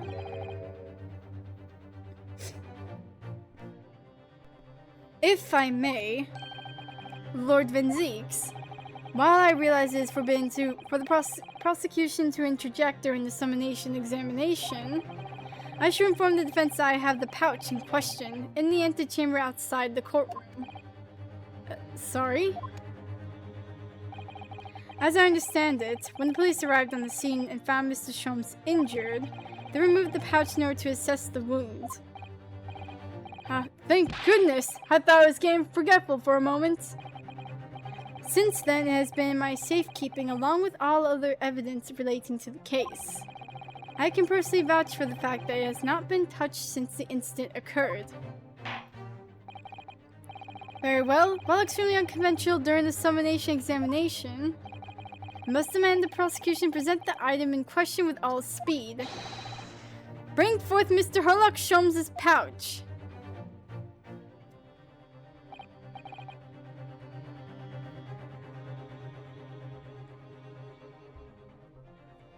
I see.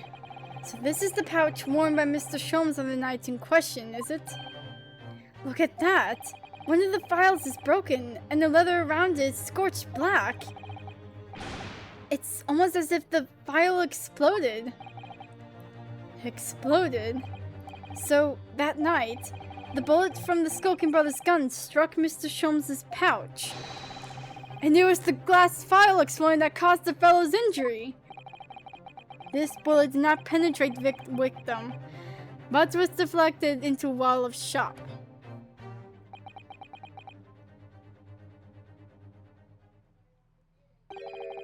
A delightfully complex aroma. Well, it would appear one mystery has been solved at least. Though it has no bearing on the truth of this case. The bludgeoning and burgling brothers shot the detective, and the accused shot the pawnbroker. The pertinent facts of the case remains unaltered. But at least the mystery is solved. I can sleep easy tonight. Thank you, young man. Thank you very much. Glad I could help. Due to its bearing on the conundrums just solved, the court will sequester this scruffy pouch as evidence. Hurley's pouch isn't scruffy. Now the summation examination. It would appear the defense is somewhat struggling to alter opinion. Please, my lord, a little more time. After all, that's a new piece of evidence. It could be a valuable clue. We can't afford to overlook anything here, Ryunosuke. There's still a way to turn this around somehow. I'm sure of it.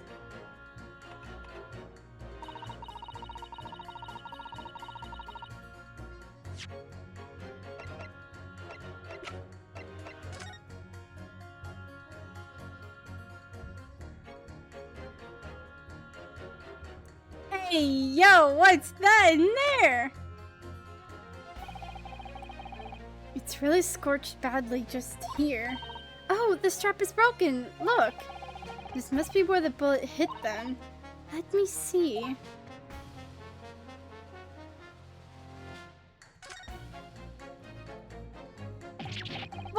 What the? Iris, look! Behind where the broken file was. Do you see it? That's the Skulkin brothers' bullet. What a stroke of luck that it hit his pouch. This is an amazing discovery. What this means is there were 3 bullets fired at Windibanks that night. We found exactly what that juror was talking about. The 3rd bullet. It's time to press that juror again, I think. We found the bullet. These are some dangerous files. These glass files are full of Hurley's homemade potions. Homemade? Yes, like fingerprint powder to show up where people have touched things. And scent amplifying solution to intensify smell lingering on an object. That's amazing. They're all very easy to use. There's just one thing that you have to be careful of. They're all very flammable. Mr. Jones is a walking bomb. Either he's passionate about finding out the truth or just oblivious to the dangers. I think it's a little bit of both. That's okay. This is the bullet that was fired from the Skulkin brothers' gun the night of the incident. Yes, so it turns out it never actually entered Hurley's body at all. Thanks to the thick leather of that pouch he was wearing, it saved him. Hurley's always lucky like that. Well, considering what he had to go through in hospital, I wonder how lucky he really was. Oh dear, poor Hurley. He now has a scar on his body.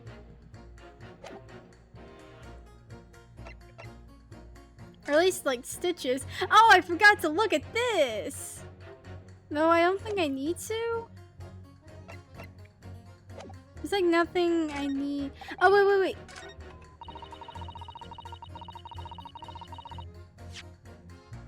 Iris, I need you to... Oh wait, no,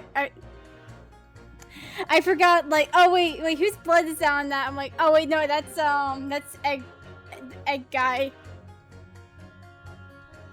Eggman.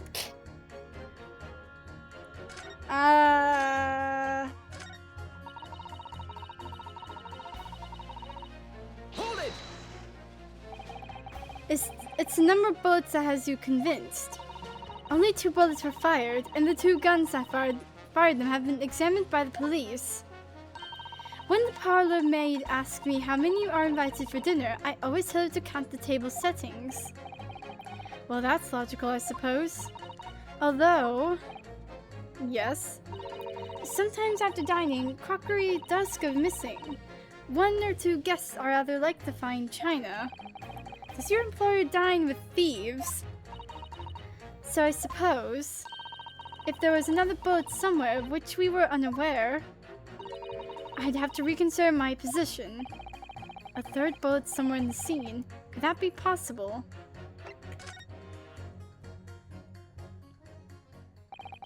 Allow me to show you then the 3rd bullet. Take that! Here it is. We discovered it just now. Yes, on the night in question in Windibanks pawnbrokery, another bullet was fired. Hold it! What is this new trickery, you Nipponese conjurer? Where did you find that bullet? It was lodged inside Mr. Sholmes' pouch. What? This pouch was removed from around Mr. Sholmes' waist before he was taken to hospital. And since then, it has been touched by no one. Do you mean to say the shot fired by the Skulkin brothers that night? Yes, as your lordship has surmised, it hit this pouch. But that makes no sense whatsoever. We already know there was whereabouts of the bullet fired at Mr. Sholmes. It's clearly visible in this photographic print. 2 guns from the scene have already been submitted into the courtroom as evidence. Court record. Still, same difference.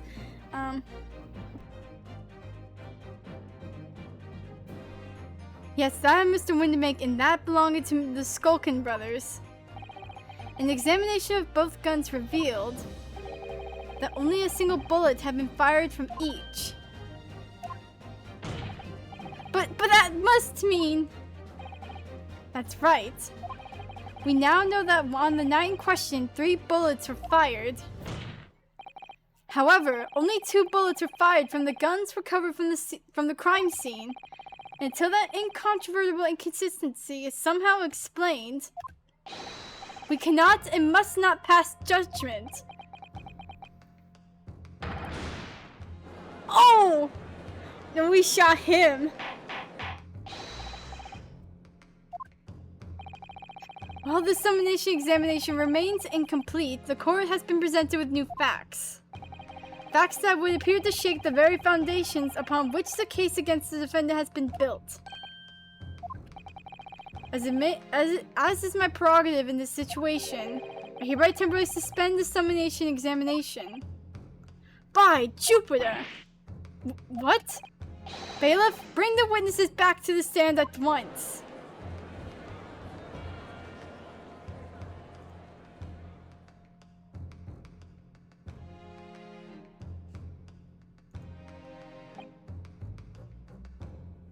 Witnesses? Governor! Were you listening to the proceedings while the defense carried out with the summonation examination? We was, Governor, we was. Perhaps we can dispense with the tedious preamble. Simply answer this one question. A 3rd bullet has been identified at the scene of the crime. What do you make of that? Make of it, Gov? I don't make nothing of nothing. Is it one of yours? Go blimey, Gov! Go blimey, not a chance! In that case, did you have an accomplice? What? Never, the Skulkin brothers walk alone! It was just the 2 of us, that's our trademark! How soon we forget poor Skulky? Yeah, what about poor Skulky over there?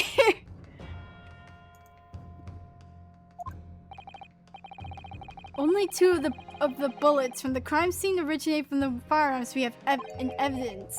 The 3rd bullet was fired from another gun. Where is it? Lummy, that's an Ed Scratcher.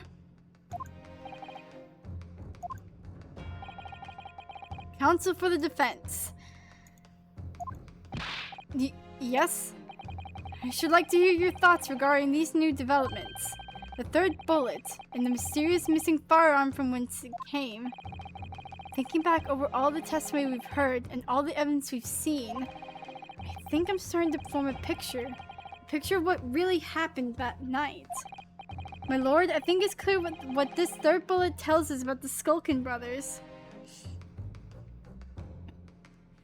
They had a secret accomplice. There was a 3rd person. On that night, at Windemake's pawnbrokery, the brothers must have been working with a 3rd man. The witnesses are clearly doing their best to cover up the existence of this accomplice, but the evidence all points to the fact that there was someone else present, someone carrying a gun. Objection!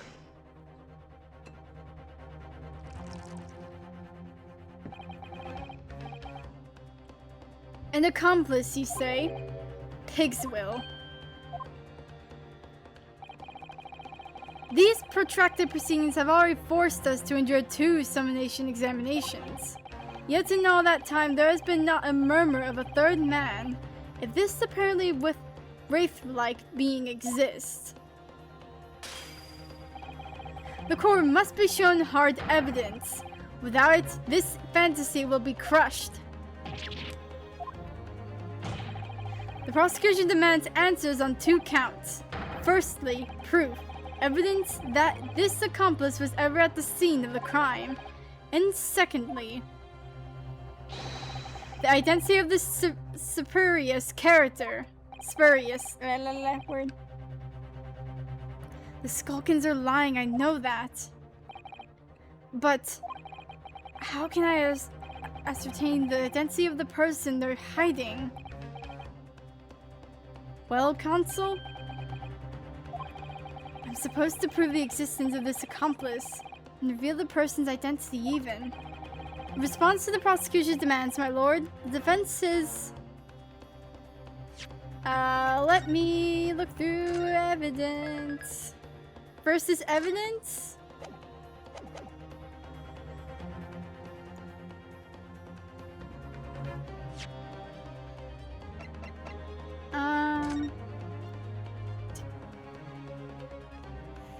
This case, it's great. I freaking love it. Okay. Okay, so since this bullet isn't Sholmes, okay, so this bullet that was fired was not Sholmes' bullet. Or like the Skulkin Brothers bullet that's... Okay, this is the evidence because this is different blood. Though, I don't know how that will hold up in the court of law because this isn't legit. Though,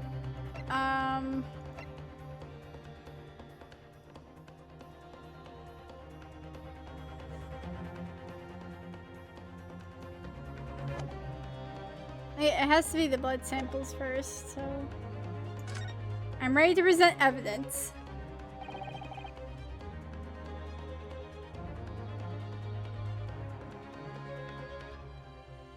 The defense is ready. I believe I can provide all the answers the prosecution demands. So, my Nipponese friend, despite the swimming eyes, you seem to think you have something to say. This promises to be interesting. Locking in. I have to push forward now. There's no other option. I need to use every single piece of evidence available to me if it will make a difference. In that case, Consul, I would like to ask you to present the evidence without delay. On the denying question, in the moments leading up to the death of the victim, what proof have you that there was a third intruder present at the scene? Oh wait, even though that... This blood... Oh yeah, cause, well, none of the Skulkin brothers seems to have been injured. It's not Sholmes' blood, because the bullet wound didn't go through his abdomen, so... Take that! The evidence is right here, in this portfolio. By Jove, that portfolio again, is it? Do you expect the court to rifle through your papers itself? Be more specific. You claim one of those blood samples proves the presence of this third intruder. Well, which one is it? Take that! What am I looking at here? There appears to be some green paint or such like around the bullet hole in the middle of the calendar. That's a blood stain, my lord. A blood stain? Green blood. Curious, even for you. Is the court to understand that the intruder was some unhuman creature? It's something developed by Mr. Herlock Sholmes. By the great detective? New invention, stop. Not yet appeared in stories, stop. It's this, you see. It doesn't have a name yet, though. This fogger spray is a chemical that reacts with the different elements in people's blood to change its color. different elements of people's blood. Yes, everyone's blood is slightly different, you see, because it's made up of different elements. So by seeing what color it changes to, you can tell in a flash whose blood it is. Oh, that brings a whole extra dimension to looking at blood. Talk of blood in courtroom, stop. Very exciting, stop. As an example, this one shows the blood of the victim, Mr. Windibank. Striking blue. Yes, so you see, the green color of this blood stain on the calendar shows that somebody else was shot in the main part of the shop. Now hold fire there, young man. Could be from some unrelated incident, couldn't it? No, it's not unrelated. The date shown on the calendar is the date on which Mr. Windibank was killed. By golly! Therefore, we can assume that whoever was shot on the same day. Then whose blood is it? Well, the Skulkin brothers in the stand don't appear to be suffering from any gunshot injuries. Which means it must be the blood of somebody else. The third intruder, in fact. Objection!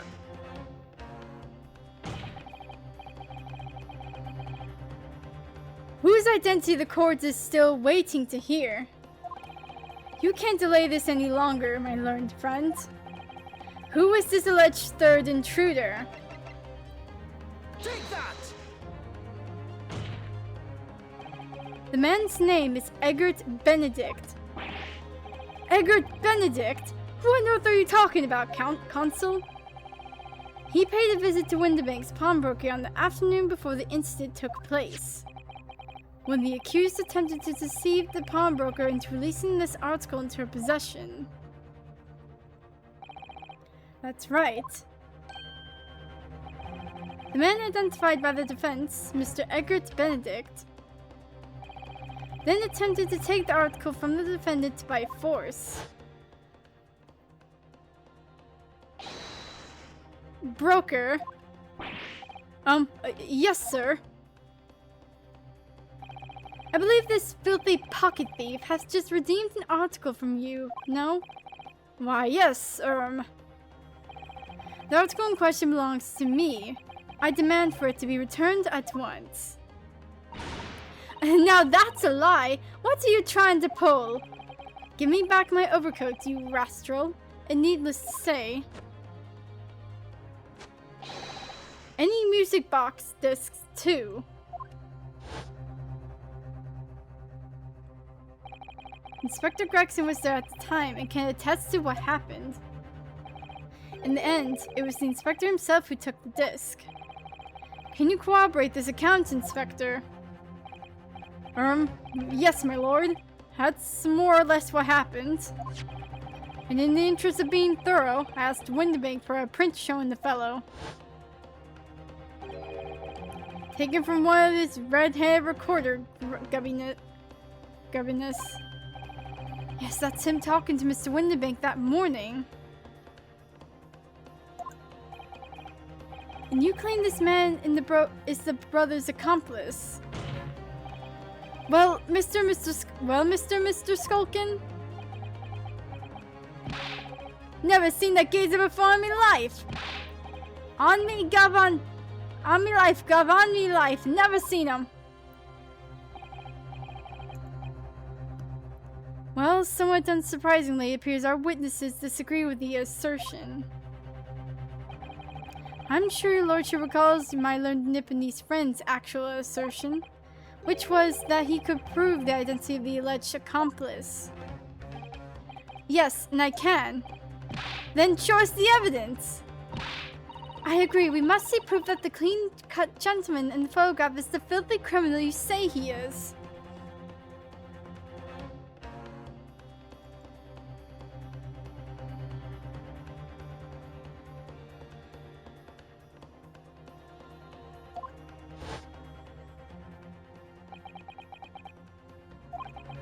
This is the last piece of evidence. I had a feeling that something has been missing in this trial from the very start. But now, I'm going to drag it kicking and screaming into the courtroom. Are you ready to present your answer to the court then, Consul? Yes, my lord. The defense will present the evidence now. Prove that the man pictured in this photographic print was in fact the person struck by the third bullet. Okay.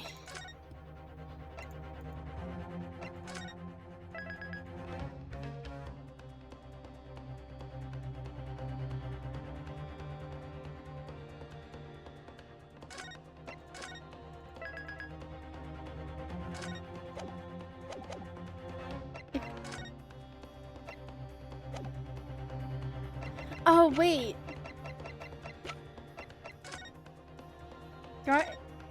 Iris, can you, like... Can you do this? Oh, Bruno, look! It's blood! Yes, you're right. Just a small smear, but definitely blood. Actually, I feel as though I might have noticed that before. It's my time to shine again. I thought I'd be waiting forever. Alright, hold still with that disc, Bruno. Can we get this done quickly, Iris? In a flash. Okay. I forgot. I was like, wait, did we do this after? And then I'm like, no, wait. A lovely bright shade again. Wait, that color. What is it? It's just that green. It's not the first time we've seen that color, is it? Okay. Now we freaking...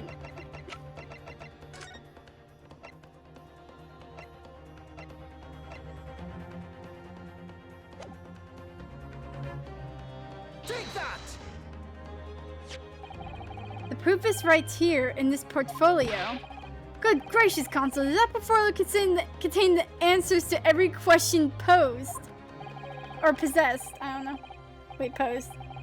I see you share my interest in claret-colored liquids, my Nipponese friends, but... Enough! The court demands to see further evidence. Which blood sample proves the man you identified was the one shot by the third bullet at the scene of the crime? Take that! As I mentioned before, in the afternoon of the day in question, the defendant attempted deceitfully, admittedly, to reclaim this disc from Windibanks, which is when the aforementioned Edgar Benedict appeared on the scene, I believe. This man then attempted to purloin the article from the defendant's possession, no?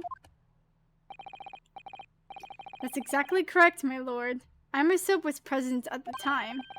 It was following this trial that a minor incident occurred.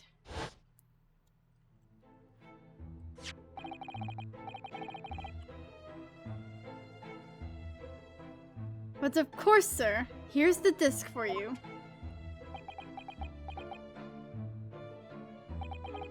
Very well. Then I shall bid you farewell. Say goodbye to style. Wait a minute, that disc is mine! What do you think you're doing, you little tramp? You've drawn blood, you filthy animal! Being a music box disc, it has countless small but sharp metal protrusions over its surface. Those protrusions cause Mr. Benedict's finger to bleed. And the resulting smear blood is still visible on the disc now. Goodness, a blood stain, is it? My assistant and I have analyzed the blood stain here in this very courtroom. Yeah, just now, because I forgot. Using my trusty fogger gun. Yes, and we added the results to this portfolio. I say, it's green. It's exactly the same color as the blood around the calendar. The evidence is conclusive. The man calling himself Mr. Edgar Benedict, who was in Windibanks earlier in the day, is the accomplice who was present at the scene of the crime the same night. So was someone else there? Look at those two brothers now. They're sweating buckets. Oi, what are you talking about? It's boiling in here.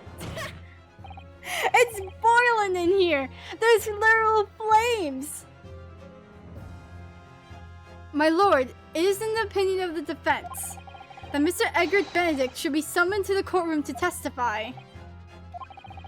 It would certainly seem that we can ill afford to ignore this gentleman's apparent presence. Objection! This has gone long enough now. This flagrant ignorance of the mechanics of law. Herlock Sholmes, you say? Yes, I've heard the name. The protagonist in a series of short stories for the vulgar classes. A god of detection, or some such. And now you employ chemical substances devised by this fantastical persona in the highest courts of the land. Do you expect us to take you seriously? The samples made by this plaything are not fit to be called evidence. Bro. So the bloodstain turned a shade of green. What of it? Here's to your successfully proving that no other blood in the world would turn the same color. Well... Oh! And pray do not even think of suggesting that we should take Mr. Sholmes' word for it. Get your feet off the table! Is he right? Is Mr. Sholmes concocted a little... I don't know, I mean, he's a great detective. What are you talking about? He can't let him get away with that. I knew it would come to this. Of course Mr. Sholmes' invention isn't going to be recognized by any official body. But what other choice do I have? I'm just remembering what Father Christmas over there said before. About how he was temporarily suspending the summonation examination. In other words, the examination isn't over yet, is it? Good grief, what did you just say, young girl? And in the summonation examination, the decision as to whether or not the trial continues is in the hands of the 6 jurors, isn't it? So the way I see it, it doesn't matter what certain other people think of Hurley's invention, at least, not for now. Yes, she's right. Young lady, you have quite the devious mind. It really just comes down to one thing. Whether these ladies and gentlemen of the jury are convinced by what you say, Bruno. Is that about right, would you say? Or did I misunderstand something? Unbelievable. Mr. Sholmes' partner is a force to be reckoned with. Iris Wilson, sharpshooter. Iris Wilson plays Fortnite. After that shrewd presence of the situation from an entirely unexpected source, it must be acknowledged that the previous summonation examination has yet to reach its conclusion. This is absurd! Ladies and gentlemen of the jury, the court now looks to you for your final leanings in this matter. As proud citizens of Her Majesty's Britain, I'm sure you will come to fair and just conclusions. So then, state your final decisions in turn, please. Not guilty. Not guilty. Not guilty. Guilty. No. Guilty. Not guilty.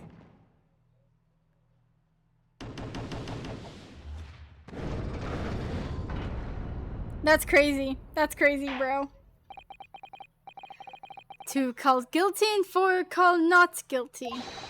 Such is the outcome of the summonation examination. Objection! My lord, with all due respect, this is an outrage. The prosecution refuses to accept this decision. On what grounds?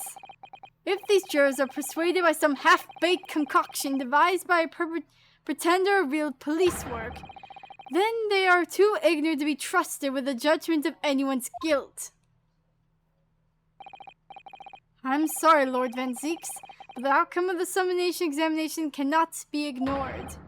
This trial will continue. Got shot again. Nevertheless, we find ourselves in a rather awkward situation. The defense has very reasonably requested subpoena of a new witness. Sadly, I fear that would be impossible. What? The name of the gentleman gave for himself, Edgar Benedict, is quite clearly false. I don't believe it. Just when I managed to prove the man was there that night.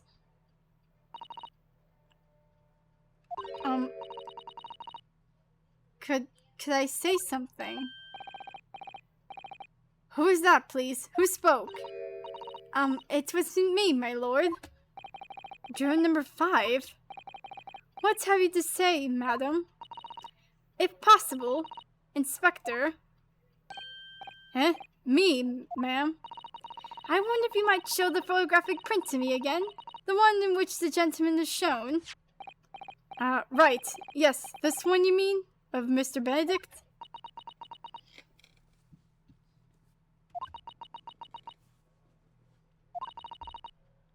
Yes, there's no doubt in my mind.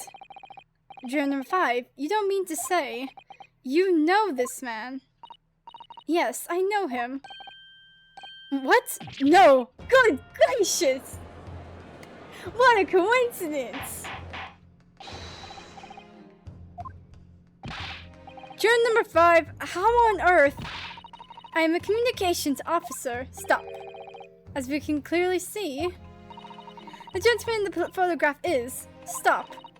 Also a communications officer. Stop. He works in my office. Stop. A very talented operator, in fact. Stop. He should be in the communications station now. Stop. Tapping away on the telegraph. Stop. This doesn't seem right somehow. I can't put my finger on why, but it doesn't feel right. I suppose we all imagine the accomplice would be some sort of hardened criminal. It's a bit unexpected to find out that he's a respectable job by day, whatever he gets up to at night. Yes, I suppose that's it. I suppose that's why I felt something was wrong. If the gentleman is at London's communication station, we should be able to subpoena him within the hour. Lord Van Zeeks, if you please. Yes, my lord. Yes, my lord. Make the necessary arrangements with all haste, as your lordship bids. The court will recess for 1 hour. When the new witness arrives, we shall reconvene to hear the gentleman's testimony. Inspector Gregson? Yes, my lord? I should like to hear from you specifically about events at the pawnbroker on the day in question. Come to my chambers during the recess. Yes, sir, my lord. Very well. Court is adjourned until 1:40 p.m.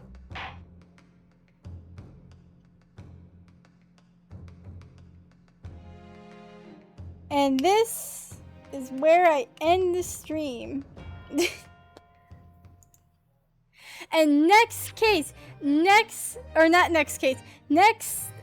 part, the next 2 parts, this is where I'm the absolute biggest Gregson hater.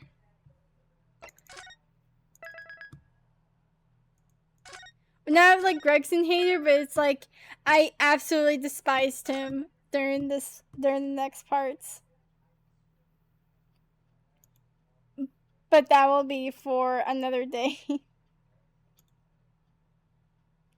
Oi! Oi! Get out of here! We don't want none of that. Really? As I'm about to end stream? Frick off.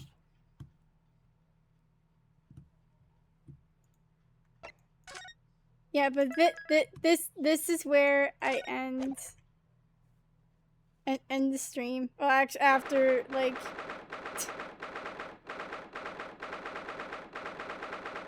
Get me out! Get me out! Back to the title!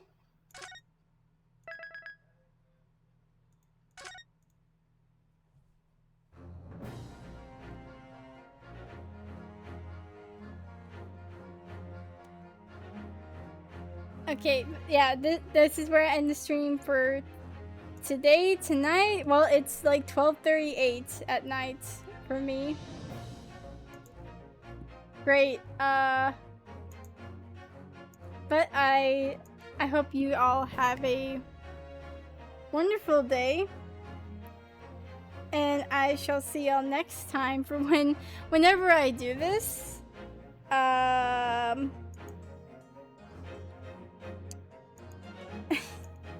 I'm so bad. Every time, like, I'm so bad at, like, ending the freaking stream. I hope you guys have a wonderful day. And I shall see y'all next time for whenever I do this. Like, I'm very sorry that, me streaming is whack, but I will go. Let me go back to starting soon. And tap the sign here. I do not plan streams, I do not optimize, I do not check my audio. I go live, and if something breaks, I fix it on stream. That is just the go-to. That's just the go-to I go for. But I am more active on, like, other social medias.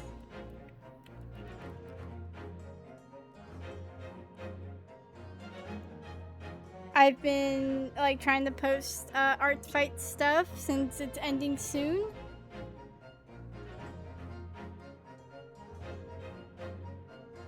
I also have commissions open if you wish to, like, want some art from me. But I hope you guys have a wonderful day, and I'll see y'all next time. Goodbye!